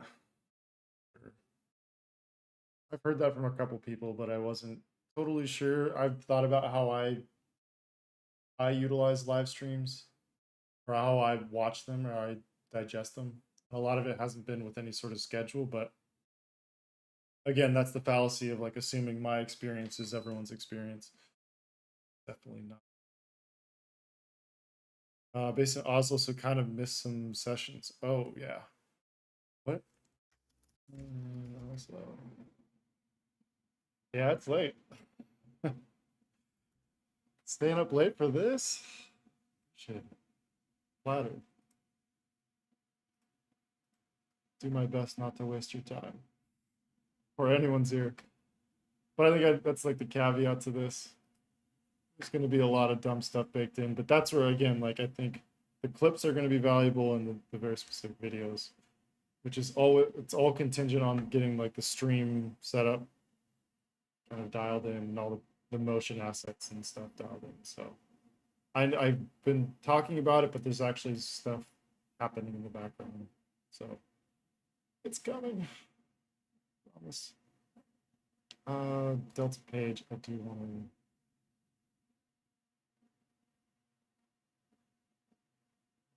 Figure this out. This is not good. I want to be able to publish some of the updates I've been making.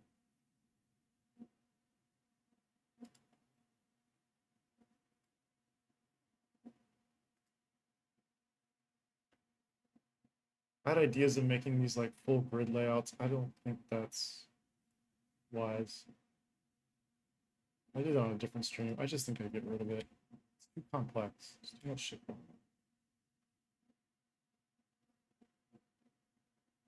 This will be a cult soon. That would be fun.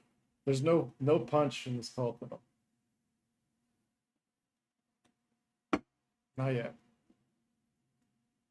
It's good.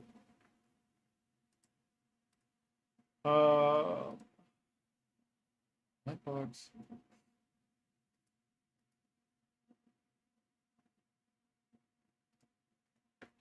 Class. Delta. Let's try this shit.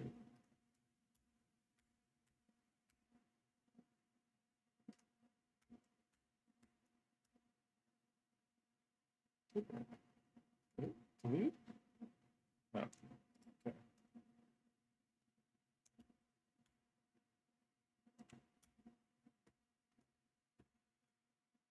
All I did that for was so I could add bottom padding. That's it.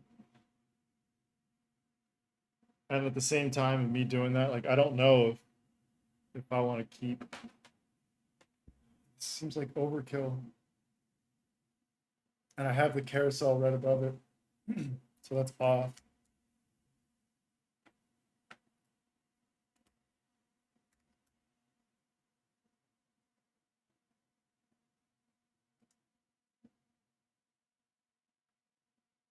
So now all that stack of images, instead of it being this unpacked thing, it's consolidated to this.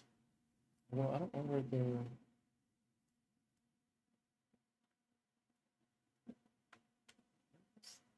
this guy. Where is it coming?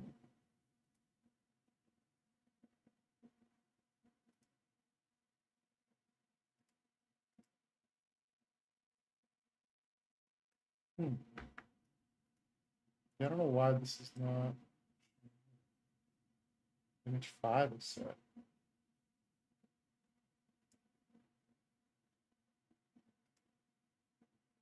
Back.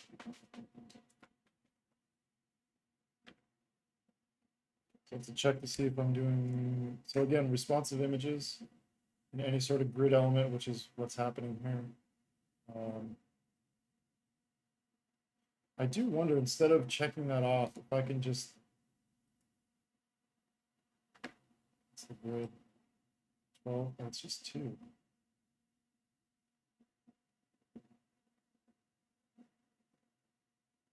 No, I don't want to get into messing with this. There's too much going on. What I was thinking about doing was, instead of having this as a grid element, have this as a flex box. Just have them set on horizontal and setting the widths through here, but I don't really want to do that. I think that's, it'll work in the long run. It'll probably be better, but I don't, right now, I don't want to open up that can of worms. I'd rather just go in here and modify the settings and turn off responsive images for each of these.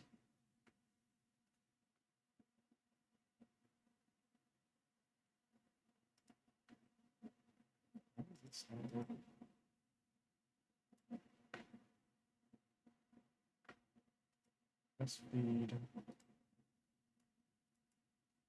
delta gallery.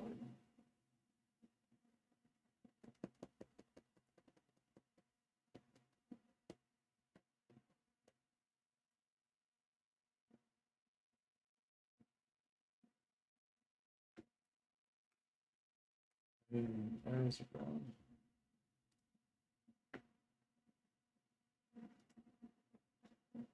Show visibility, image 5 is set. Oh, I know why it's image 5. Like that. So there's a bug with CMS powered sliders. If you, it like has a weird issue with how it calculates width. The only way I've found to kind of circumvent that is by, so when we go into deltas, screen, well, what's read image was that?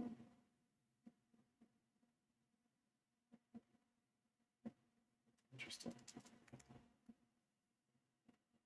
So right now I'm just trying to find. So I have the 5th image. I'll go ahead and add it.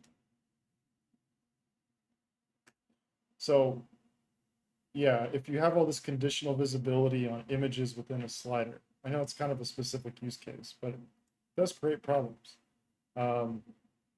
You'll get this ghost sort of like extra slide at the end of it.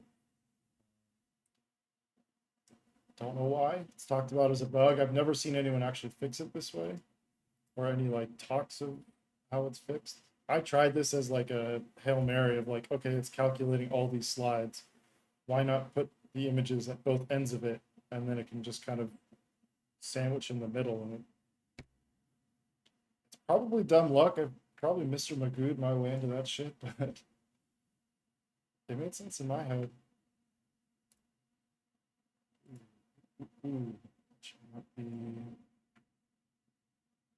slide. This should be fade. Fade over 750. He's out quad. Quad on opacity fades doesn't really do a lot.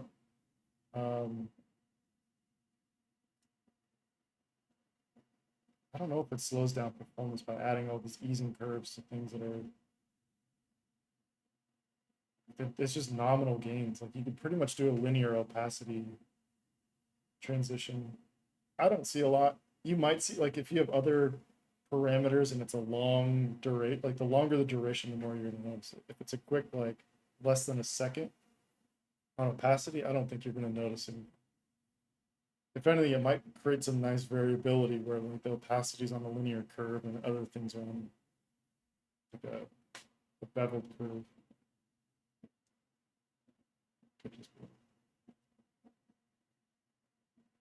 Excuse me. But what I do need to do, all of these, just turn off responsive images.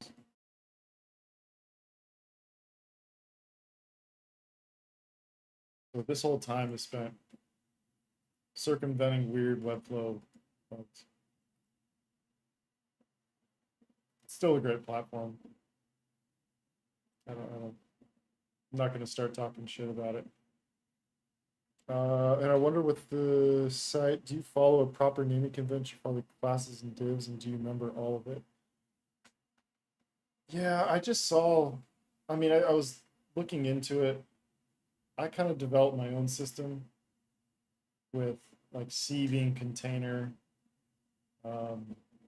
There's a system where it's like element type, location, and then something else, and you can create these abbreviations for it.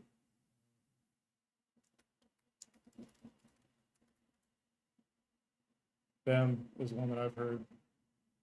Is it block element modifier? So it's kind of the same idea of like, I abbreviate it. I do like abbreviated version of BEM, basically. I've started to. I think there's a lot of legacy classes that are, there's really weird names. And I think the modifying gets, I you, I think there was one instance with the detail page where it's like, I gave like copy its own class, but then it's like that container of that copy element also was including copy. So then what do I call that? And so I get into these weird sort of, I like back myself into these corners sometimes, and I could probably like break it down and make something that makes more sense, but I don't know. I haven't felt the strong need to.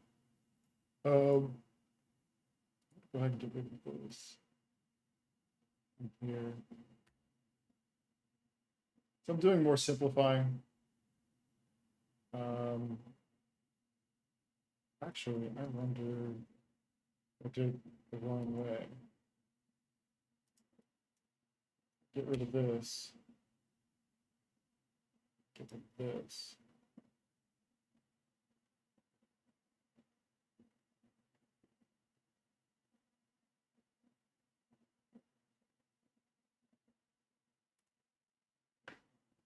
So the other thing the reason why I had two different versions of this, this content was so I can control this bottom line. And this is only fixed because I set the height very specifically to match with some of these images, like the content here. It's not always going to line up. You can see it shifts here. It's like this video is taller than this aspect ratio, so that doesn't work. At least with sticky, that's the problem I'm having. I think there's a way to do it. I think I'm being dense about it. This height, 100%.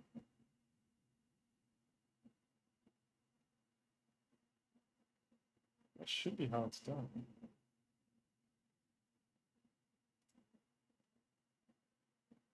Height. That's specified.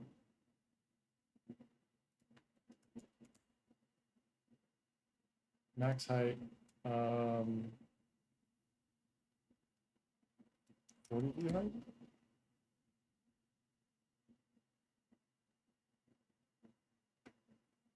That works. It's weird with these where it's just like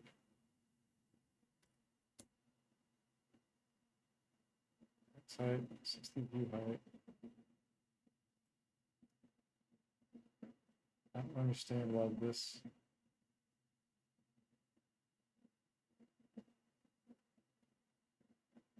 Is it the padding that's causing the padding? So,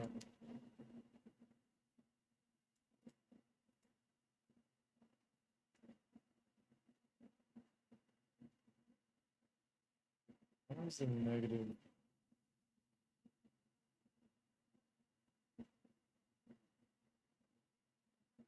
I think this works now.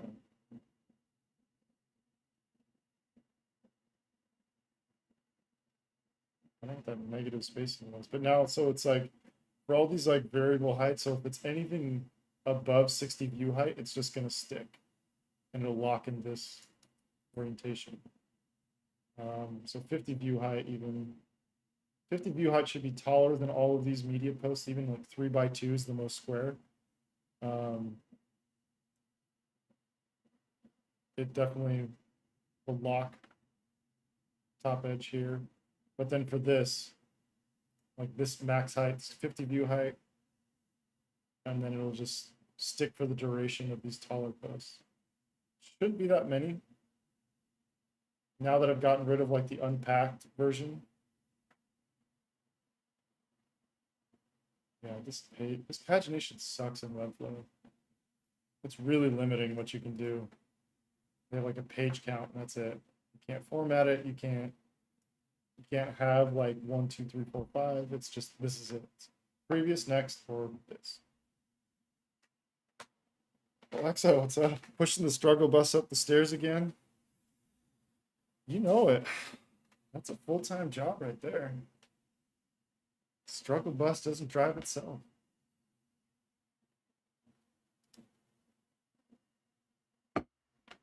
But, you know, I've taken up the responsibility. It's a serious job, but you know, someone's got to do it.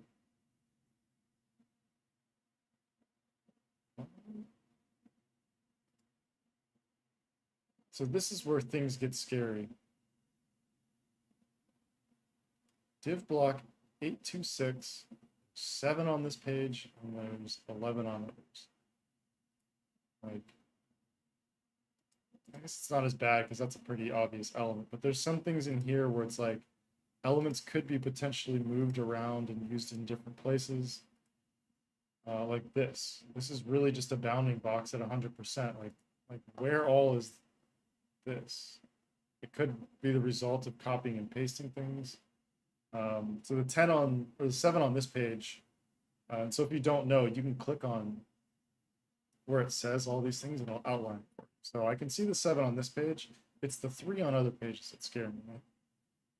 My guess, oh, that scares the hell out of me. Oh, thanks for subscribing, Dennis. I'll see you, man. Appreciate it. I think these are from the detail page.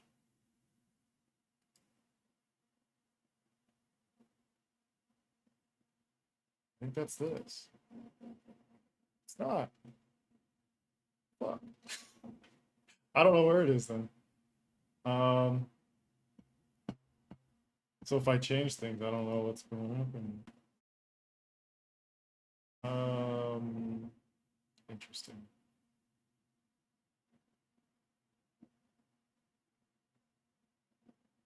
But I'm happy the sticking works much better now. I'm trying to, there was a reason why I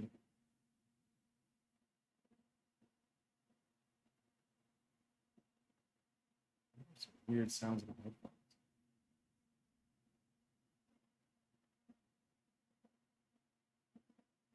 It's very strange.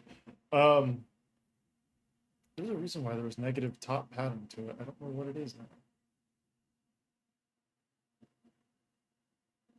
I don't know. I'm good with it. So I'll just go through and stress test things real fast. Why is this 40 pixels? Negative pixels?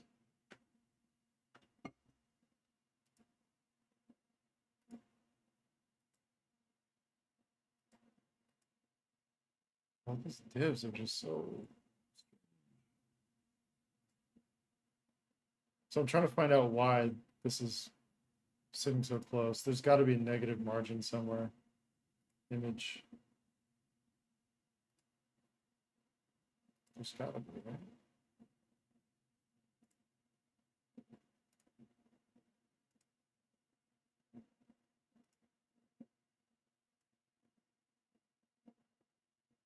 Yeah, you can see, like, it's overlapping. I don't know what that's from. Here. Weird. You're color correcting? Yeah. Be a grind, that's for sure.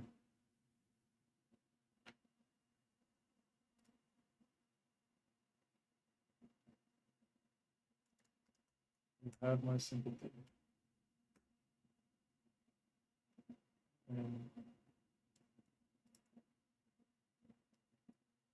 T-short, yeah, that's a very common class. So I gotta be careful with that one. I mess around with that. Everything's looking so different after adding the anti-aliasing in the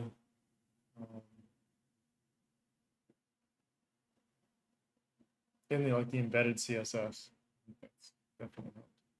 I just want to make sure I'm not totally botching everything.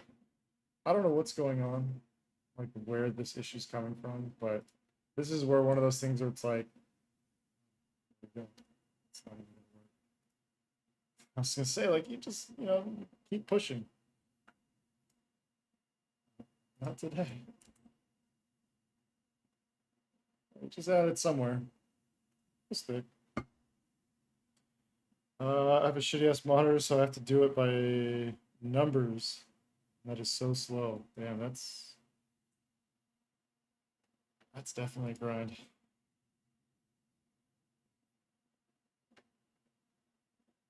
We gotta do it and buy a good monitor ASAP. Yeah. I mean, I'm just gonna fuck my audio up. I gotta call a buddy back.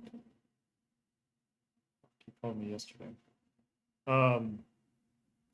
Yeah, good monitors, one of those necessary evils.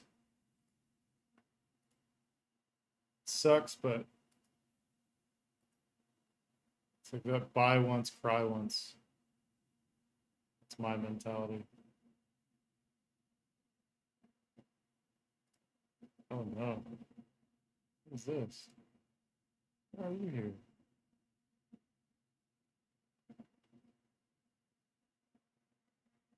I'm so confused on what has happened.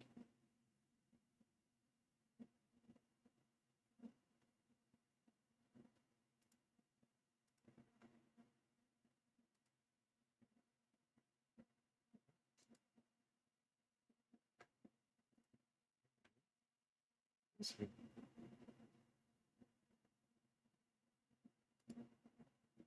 Post words. This whole div, additional visibility. Post type.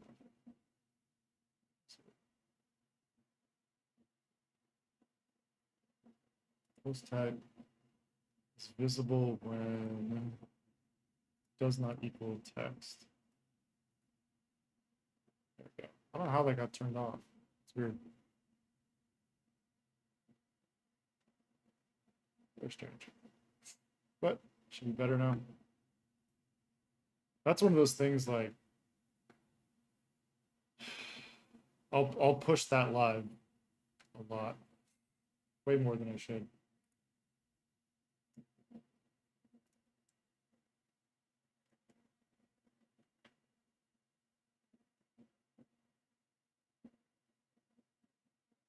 Yeah, this font hierarchy, I think I'm gonna have to work on as well.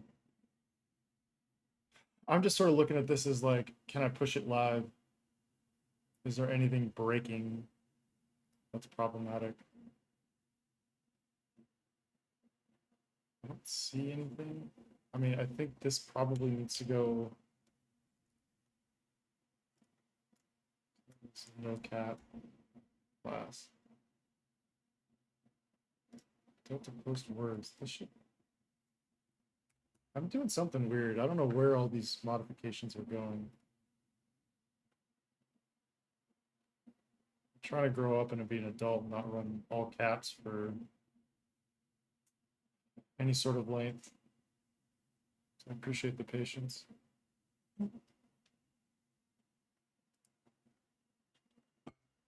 And this should be M units. So I'm slowly getting through all these and updating them. 6M. 5.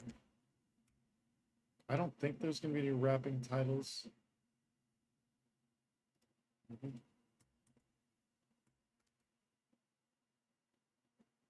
look at the type. I'll bump this up a little bit.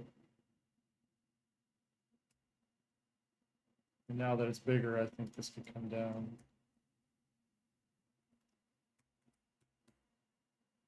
Just a little bit.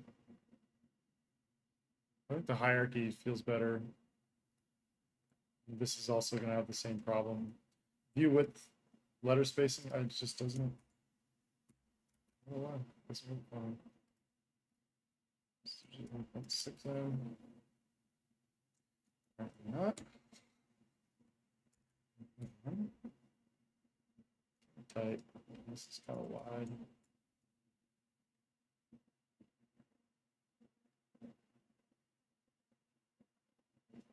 It's like good in some places. Again, it's the same problem.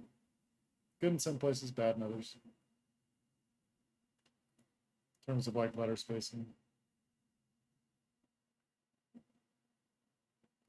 Yeah, this feels adult-like.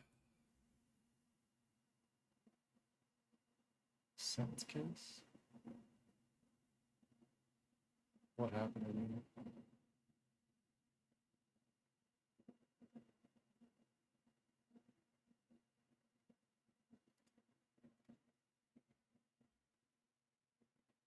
So I have this is clickable.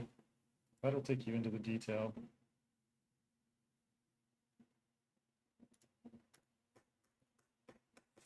Maybe it will. I don't know. Thought it was. Oh, so okay. I know why actually.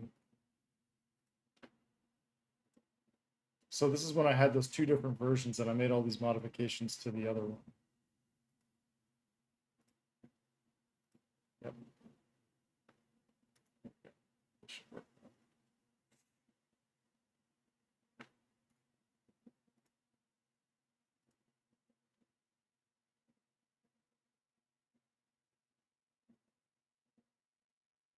Yeah. It gets away. Just barely.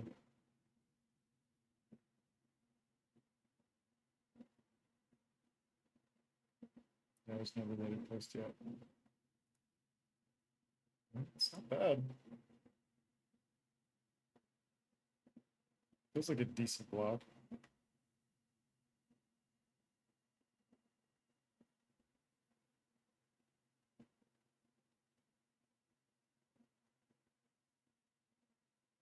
This is what I was worried about. Wrapping with this font size. Why is this like double padded?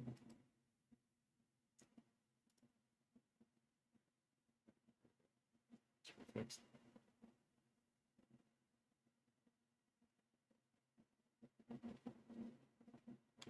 This is the same.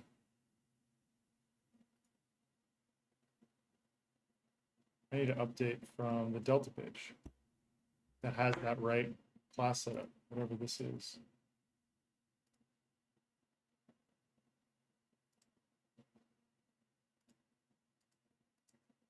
Context. This is detail.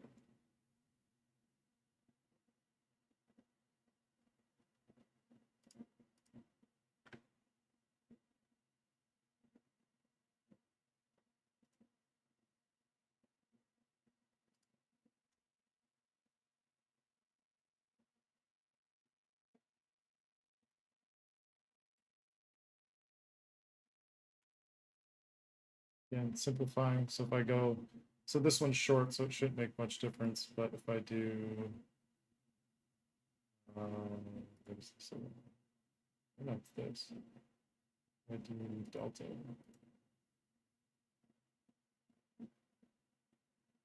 Yeah. Sweet.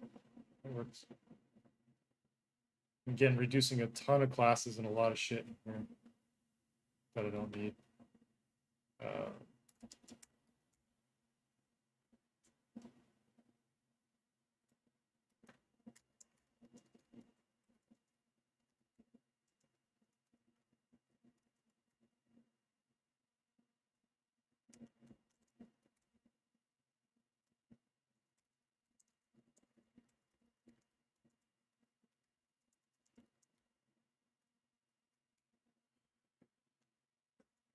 Okay.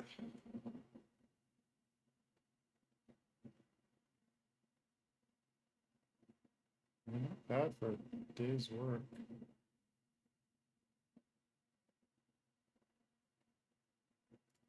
Is it related deltas? Is that too tacky? Just call it related.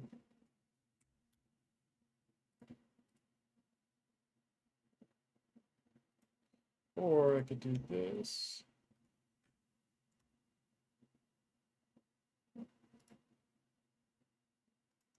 This is, oh, that's good space.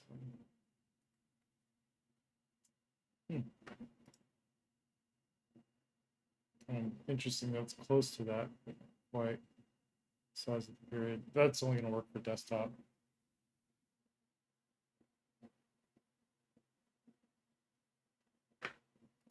Oops. I need heavier font. It's just like a little too thin and bold in small sizes when it gets to anti-aliasing. Can't believe I haven't had that on until today. It still blows my mind.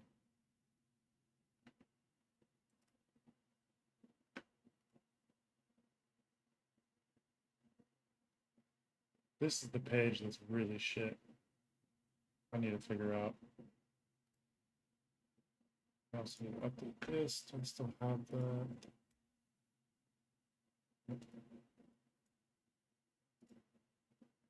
I'm probably gonna jump off pretty soon here.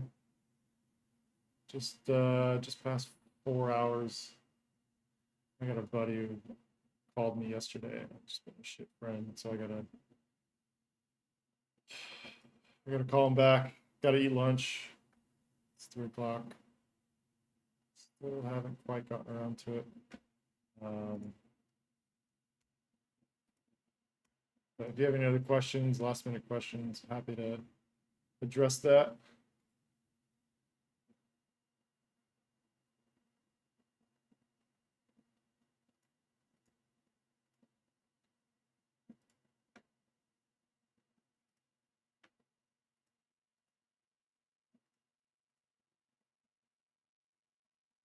Thanks.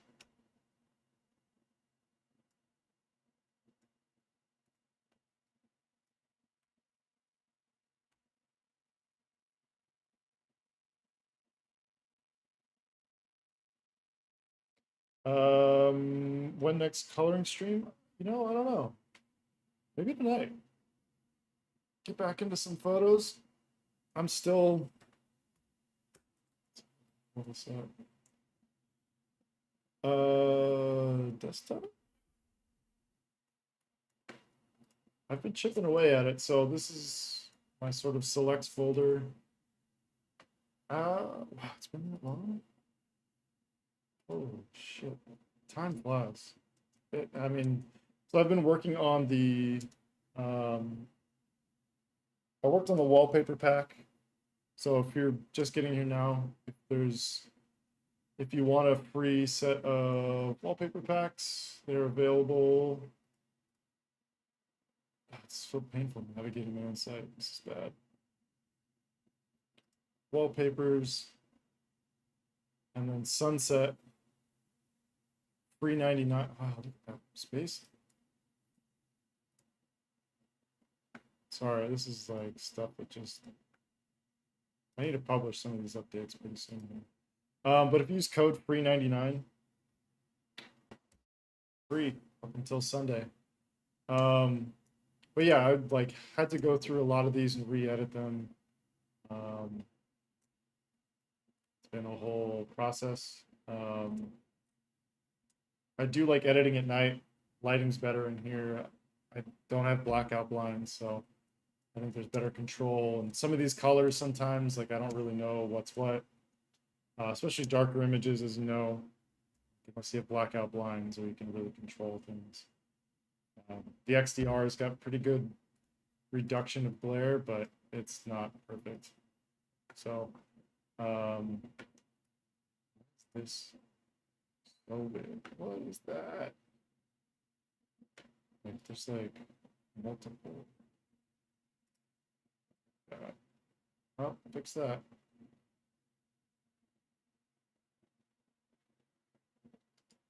Sorry, I'm just noticing all those little things. But yeah, maybe tonight. Do like a late night photo stream, have a couple beers and edit photos. I'm like not ready to go back to the motion stuff. I think I need to give myself a little break. I think I was in that churning stage where you just kind of. I'm noticing diminishing returns. I started just staring at it and it didn't feel like anything meaningful was happening. So hitting the pause on that. But I mean, maybe, yeah, this is my way to make up for not streaming the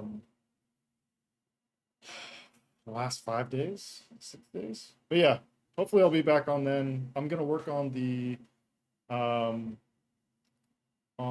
what's it called? The schedule. I gotta figure out where I can put that. Somewhere it's like easy to update, easy to be found.